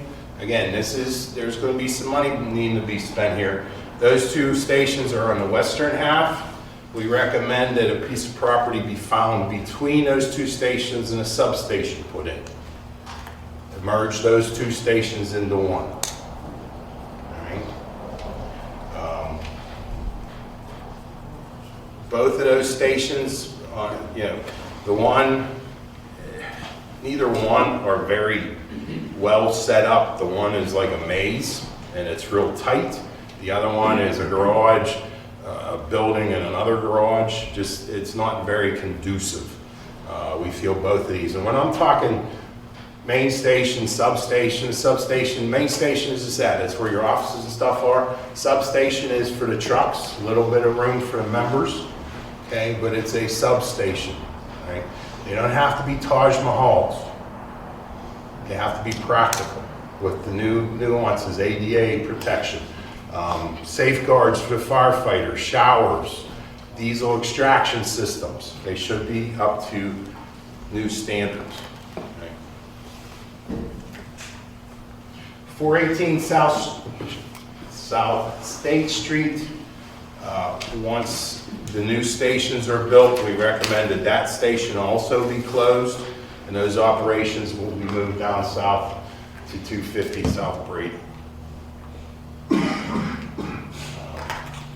Again, I'll be very honest, doing it this way, I had confused the bejeebus out of myself trying to keep all the addresses straight and everything else, but that's what we're looking at. Again, we're looking for the future.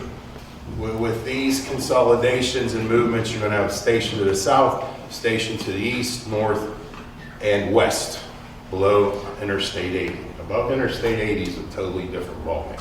Right? Next page. Right. Our long-term recommendations after the new stations are complete, that's when we're closing 250 South Brady. The one at 145 Town Center is okay right now. It should be rebuilt because again, it's not very practical. Okay, it needs to be rebuilt, safeguards put in. We're also looking for future for an additional substation somewhere up in the Treasure Lakes area because that is a very big area up in there. And truthfully, you only have one station up there right now.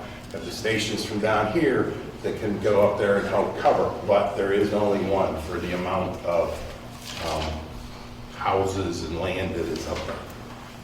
Would behoove you to put a second one. So we're taking it initially down from 9 stations down to 5, and hopefully in the future you take it out to 1 more to 6. Right? Again, these are based on looking at the distances between the stations, looking at the conditions of the stations. These new stations are for the future. Okay, I've been a volunteer a long time, but I am one of the persons that realizes the volunteer service. You guys are doing very well right now, but the volunteer service is dying. You know, it's only a matter of time. And municipalities have to realize that sooner or later you're going to be putting paid people in. That's the other thing that these new stations should be aimed at, is towards future staffing, whether it's volunteer staffing, duty shift staffing, or eventually paid staffing. Looking towards the future. Our third recommendation, since we're moving trucks around or moving stations around, is moving equipment around.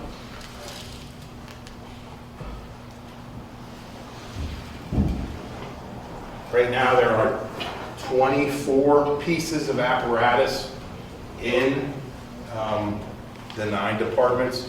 That is super saturation. There's really no need for 9. For the 24, we can chunk that down. We moved some equipment around. It's in the report. I'm not going to go through it, but you can read it in the report. We actually moved some stuff around, just like this station here would actually, under our recommendations, would end up with an engine and a tanker. Okay, tanker being the head north, if need be. Some other movements in there, but again, it's all in the report. What it is, we took the next page, switching things around. Coverage is still good. There will be 5 pieces that are retired up front. Now, I would love to tell you, yeah, you can retire them and sell them and make a whole bunch of money. Ain't gonna happen. Fire apparatus that old, really, even in today's age, isn't worth that much money. But again, our opinions and looking at it, some of these apparatus, very seldom leave the station. They're all listed in fair or poor condition, and they're probably costing, even though they're just sitting here, maintenance, pump test, everything else. Okay, it costs do add up. Future apparatus considerations. There are 4 tankers right now. We recommend getting rid of one of them. but the other 3 are some of the oldest units in the fleet. Again, they're old, but they're necessary. When you need a tanker, you need a tanker. Our recommendation is to get rid of the 3 remaining tankers and actually go out and purchase 3 single axle, 2,100 gallon commercial chassis tankers. They're a lot more nimble, a lot more agile. You can pick up, I talked to a friend of mine that is an apparatus salesman. You can probably pick up those 3 tankers for the cost of 1 engine. Okay, one of the custom engines that the city just bought, you'd probably be able to buy those 3 tankers with and get rid of the old 3. Tankers are notorious for accidents, especially, just by their weight and most of the tankers in this area are pretty monstrous. So that's why we came up with that recommendation. Buying all 3 simultaneously will also get you a standardization, interoperability. Okay, they'll all 3 be identical, so everybody should know how to run them, and it should get you a pretty good discount. Utility vehicles. In visiting one of the stations, they had an engine, so what do you use the engine for? Well, that's to haul guys around. Okay? Why? You're using a piece of apparatus that costs $500,000-$600,000 just to haul people, when you can do that with a $50,000 pickup truck. Okay? Which is probably a lot more versatile. Right? So, each of the stations should have some of them do already, brush truck, a pickup truck, but each of them should. Now, doesn't have to all be a pickup truck, an old police car, just something, instead of taking that rig out to go across town to go get an air cylinder filled, they jump in the utility vehicle. Next page. All right, the 2 engines that are at 250 South Brady are the newest ones in the fleet right now. Once that station is closed after the new ones, those 2 can replace the 2 other older engines, so you're going to save those replacement costs. Those engines can then be retired and sold. Okay? That'll take you down to 13 major pieces of apparatus. All right? 13. Now, let's consider normal septic practices, a normal structure fire in the house. We're looking at a ladder truck, 2 engines. An engine for attack, an engine for water supply, a ladder truck. Even a commercial building, okay? Commercial building, you're looking at possibly 2 aerials, 4 pumpers. One on the front side, one set on the back side. Okay? So you're still well within the limits of what, you'll have some extra apparatus there. Future substation, again, there is some redundancy, so if that future substation is built, one of these pieces of apparatus can get moved out to it without being another purchase. Upcoming priority replacements. The truck and the rescue are both getting fairly old. I believe the rescue is listed in poor condition, if I remember the report correctly. Those should be a priority for the new department. They are a major capital expenditure. A ladder truck right now, 100-foot ladder, 105-foot ladder, you're looking at $2.2 to $2.4 million. An equipped heavy rescue, again, you're probably looking at $1.6 to $1.8 million. And you're probably, right now, an aerial, you're probably 4 years out. A new rescue truck, you're probably at least 3 years out. We ordered a new engine in May of 23 at my department, where it's not scheduled for delivery till July of this year, 2 years. And that those lead times have expounded. So it is something that don't be done right away, but you got to start planning right away for those expenditures. Those expenditures. Lastly, We just threw that line in there. Again, in a city such as Du Bois, you can kind of cheat because you have hydrants on every corner or hydrants on you so far. You can get away with 500-gallon tanks. Out in Sandy Township, where you're not hydranted or the hydrants aren't as close, you want that extra water supply. Okay? Even that extra 250 gallons of going up to a 750 or 1,000-gallon tank can make a bunch of a difference. So this is just a recommendation for us. Any future apparatus, any future engines should go with the larger water tanks, because now you are covering the city of Du Bois is going to be, not just a city block. It's going to be a whole bunch of different stuff. So those are our first 3 recommendations. Again, we looked at a whole bunch of different stuff, did a bunch of different data. Levi is going to take over from here. I guess I get to play with the mouse. Yeah, sure. Unless you won't play with it. That's good. So the last recommendation we had was on the leadership and the structure of the new organization. It's the computer closer to That's the Levi. next one, Yeah, okay. There you go. So the current leadership model in the Sandy Township kind of lacks a clear chain of command because there's just too many chiefs and not enough Indians is how I always like to say. That's probably not properly said. But what we're looking at is a streamlined hierarchy for better efficiency and coordination. So our recommendation is that you go to one fire chief that's elected by the fire department and recognized by the municipality. And we were talking about that on the way here. It's important that the municipality recognizes and accepts that person as the fire chief. But we've also seen municipalities where the municipality appoints fire chiefs, and that doesn't always work out real well either because it turns into favoritism and different things. Then to have a deputy fire chief, which would also be elected and recognized by the municipality. 3 assistant chiefs appointed by the fire chief and the deputy chief. And the way those would, we kind of looked at maybe different layouts, but like a central, an east, and a west.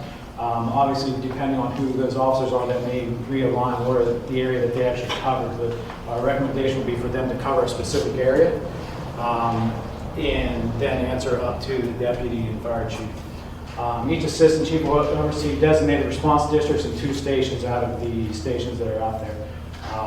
They'd also be responsible for training, both internal and external, so your fire prevention and all that stuff. And then station level officers, each station would have 1 captain and 2 lieutenants that would be appointed by the 5 fire chiefs together. The captains would be responsible for maintaining vehicles, equipment maintenance for their respective stations. New structure also aligned with the Clifford County 911 designation. So, talking to Director McClure, the new station designation for Du Bois City Fire, if that's how the name falls out, would be Station 50. And they've reserved stations 51 through 59 to name the substations as you move forward in each station, so the way it would work. So, it's basically just one department, one leadership style, and go through. The other suggestion too is, I think it might be in here, if I didn't get it already, but yeah. So the fire chief and deputy chief will be assigned vehicles for department use, and I believe those are already in the system as it is. If a third vehicle is available, we would suggest that the assistants would go on a 3-week rotation or something that would work for them, depending on where they work, when they work, and all that. But they would be the duty chief for a given time. And I don't know how it completely works here, but a lot of areas, certain calls just get dispatched as a chief's call. I don't know if Clearfield County still does that. That they would handle that unless apparatus was needed, so you're not putting a whole bunch of trucks and equipment on the road if not needed. The other thing we suggested that term limits should be abolished to allow leadership continuity and the time needed to implement long-term department goals, especially with the new department coming along and starting up. We feel it would be very hard to be stuck with a 2-year time frame and be able to get some of that stuff done and continue to move forward. So we just feel it would help enhance command clarity, accountability, and operational efficiency across the new consolidated department. And there's the names of everybody in our department that have helped with this or approved the study. That's basically, the key takeaways basically is new structure, apparatus elimination or duplication elimination, station layout and alignment, and then of course what was the fourth thing? Just the consolidation, yeah, the actual consolidation itself. And I got the short part down, so that's good. Are there any questions?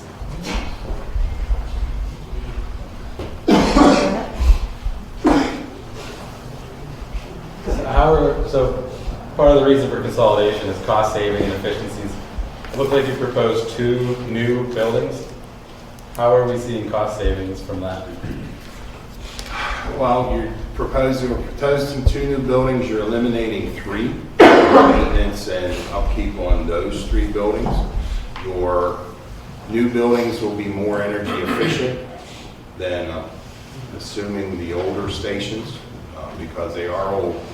They're probably not the most efficient in the wintertime or LED lighting. There's a whole bunch of different cost efficiencies that you can put into the new building.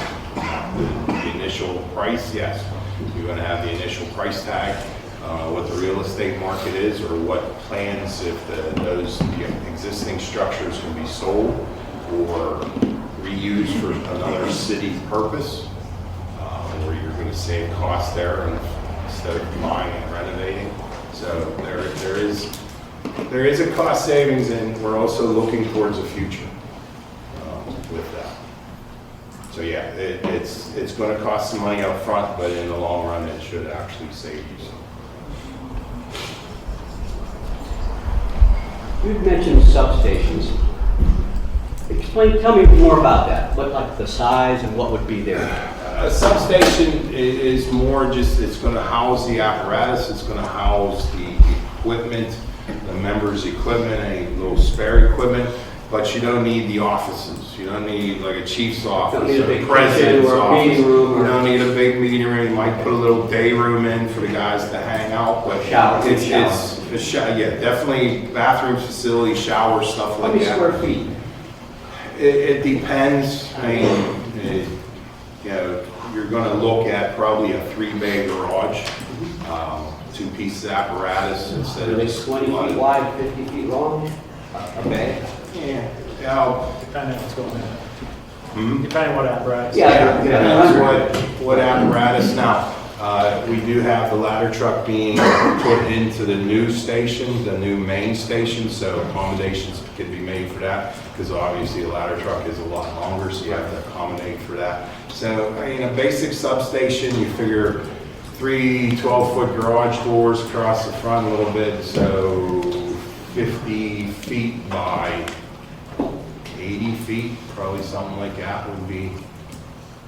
So 4,000 or 5,000 square feet, depending on the apparatus. Yeah, but you're saving, you're not putting in the big, you're not putting in the offices. Something like cement, like colored cement block, studded inside. Right. The other part is, and again, the main station again, that's probably where you would have your SCBA compressor. That if you had to get some bottles, they just run over to the main station, get bottles, so you don't have to have a room for your SCBA compressor. You don't have to have, you could even take it to, that's where you clean all, if you got hose and stuff that needs cleaned, you take it over to the main station. So again, that's kind of why we designated that one to be built. Right now, there is not a main station of any of the 9 because they're technically separate. Some of that, the cost savings is going to definitely go over time. Air compressors in the current stations, there's several of them, right? So in the future, as you have to replace those because they don't last forever, you maybe wouldn't need 5, 6. You could get down to 1 or 2 or however it was the fire department felt they needed to. There's just different things that cost more money. Instead of 5 stations with gear cleaners, you maybe go to one state-of-the-art gear cleaner in one location where they can take the gear and get it cleaned and different things. You still have to have showers in every station for decon purposes. If you're looking at the future for a paid or a accrued staffing model where it's kind of like duty shifts or you sign up for shifts like some departments do, you're going to need sleeping quarters. you know, and you have to do male and female both, but you can really cut down on a lot of the other stuff. And some of it may not be right away, maybe. And you could have enough land that you could build that pond later. Correct. Don't. Yeah, you know, and like you said, block building, and that's great, but, you know, it just depends on what you want, but these, you look at houses now, they're building barn dominiums, there's steel structures, and, you know, you can make a nice building. Steel building. Again, Could you get us, like, maybe an estimated cost on what the main building would cost and what the substation would cost, so we can kind of think about it? It sounds like a good idea to me. it would be, you would have to get down with the committee and actually design what you feel would be in there. Yeah, it's not, it's going to be an expenditure. Again, I believe that there's already plans out for a building out in that area. You could probably go off of that. We looked at it real quick, but they have the room out there as far as we're concerned. They have a plan already, so why start from ground zero if there's already something there? Have you seen any recent small towns or cities around this area that have had to go to paid professionals? And this Recently? in Western Pennsylvania? In Western Pennsylvania, yes. Down around my area, Washington County, Cecil Township just went to a paid model. They had 3 volunteer fire departments. They're all merging into one. They now have a paid fire chief, and they hired 8 part-time firefighters and 1 full-time. This was all within the last 2 years.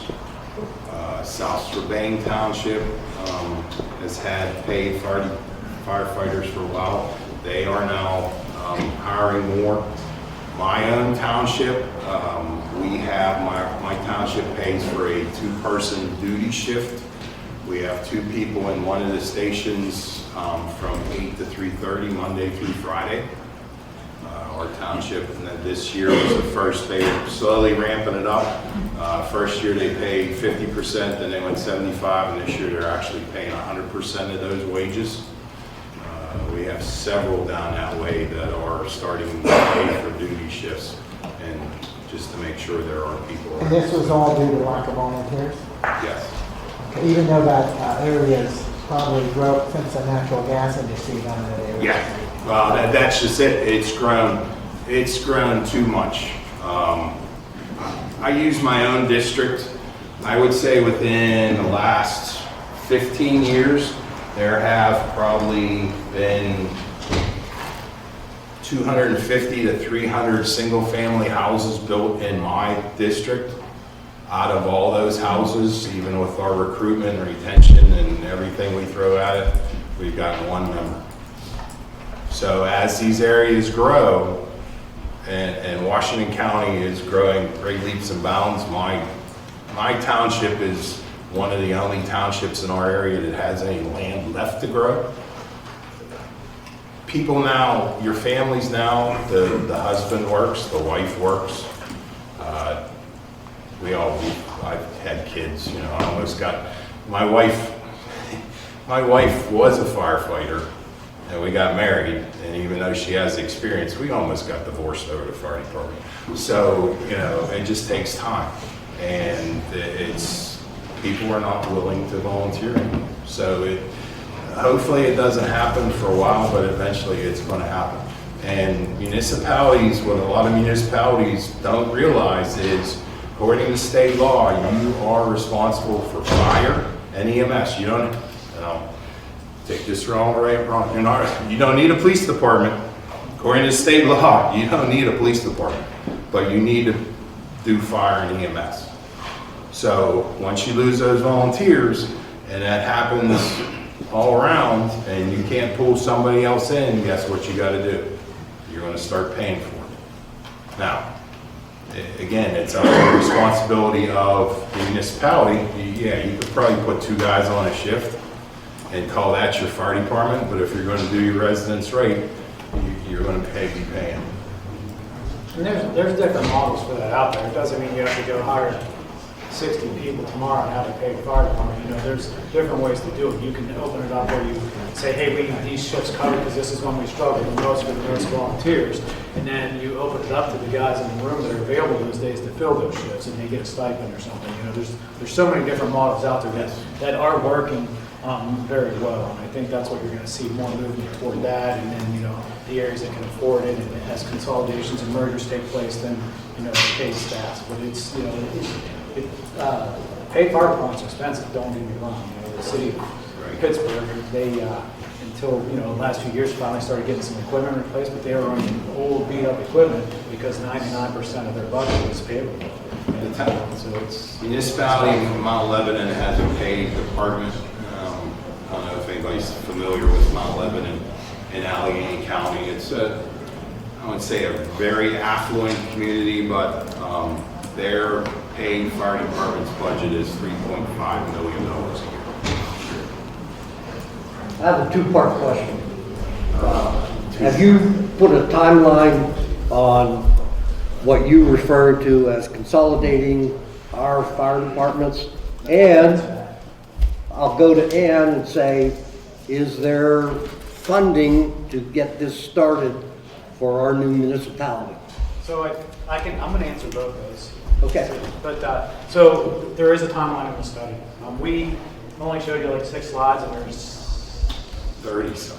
There's a lot. So there's a timeline in there. Now, some of that timeline is a very tight timeline, and some of it you can't do within the time frame, very possibly, because we're kind of late getting started, so to speak. You know, part of it, the timeline is you have to get the departments consolidated together and come up with there's certain ways you have to do it to make sure you continue to get the state funding. And so I actually talked to the state fire commissioner's office and got some of that information, and I'll be able to share that on how to go about it. But short story, you have to consolidate into one of the current departments that's available. And right now, you can't necessarily consolidate into the Du Bois Fire Department because it doesn't have its own entity. It's part of the city. We'll see. It's got to be very well taken care of and done the right way through somebody that is a lawyer or something like that, not me, right? Like it's the point I'm making. But you know, so there's the availability of that. The other thing is when it comes to funding in that, there's funding available out there. It's just how you get it and where you go about it. And that's, we're going to defer that to Terry to help get money. That's her job. But you know, there are federal grants, and I can tell you that you see the most success on those nowadays is consolidations, mergers, or regional projects where a bunch of departments are going together. You get bonus points on those as far as getting forward. So there's that. And that's the thing, you know, the other thing too is depending on the time frame is do all 9 fire departments have to apply for the state funding that's available this year, or can you do it as one and getting the allotment of the 9? And so it's just August, I want to say August 1st, but I could be wrong on that as a deadline. So you may have to still go as 9 departments this year, but then next year will be different. So it just, you know, depends on how quick you can make things happen. You know, you have to go, it's the weirdest thing ever, but the whole consolidation has to go through the ordinance court in the state. And that'll be the key for the state fire commissioner's office for the grant funding. So, and I'm guessing that's probably fast like the rest of the states, so it'll take a week. You know, so it takes time to get some of that stuff done. We do have the Municipal Assistance Program. It's called MAP. That does provide funding for police, fire, and EMS regarding shared services. Thank you. I appreciate that.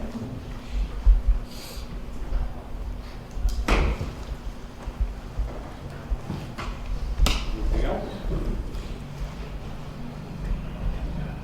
Again, these are recommendations. What you want to do with them is up to you and your committee. And this is just, again, I can't stress enough, this is from a third-party neutral. Levi, we just chatted before we came in. Since that initial meeting, the only people we have talked to was Ben, and before that was Sean. We didn't talk to anybody else. Okay? The data was requested. When we needed more, we sent emails. We sent emails to the chiefs saying, hey, we didn't get the data from this one. We need this, we need that. So Yeah, I can't stress enough, that's why I don't, my famous line, and he'll start laughing, is I've been doing these studies since 2018, I have fire chiefs out that are mad at me, I have municipal officials out there mad at me. I don't care, I'm here for your residents. And the recommendations we put in are looking towards the future for your residents. Thank you.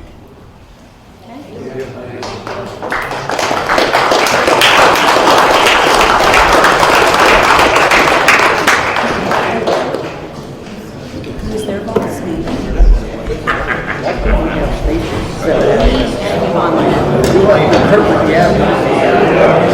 Yeah.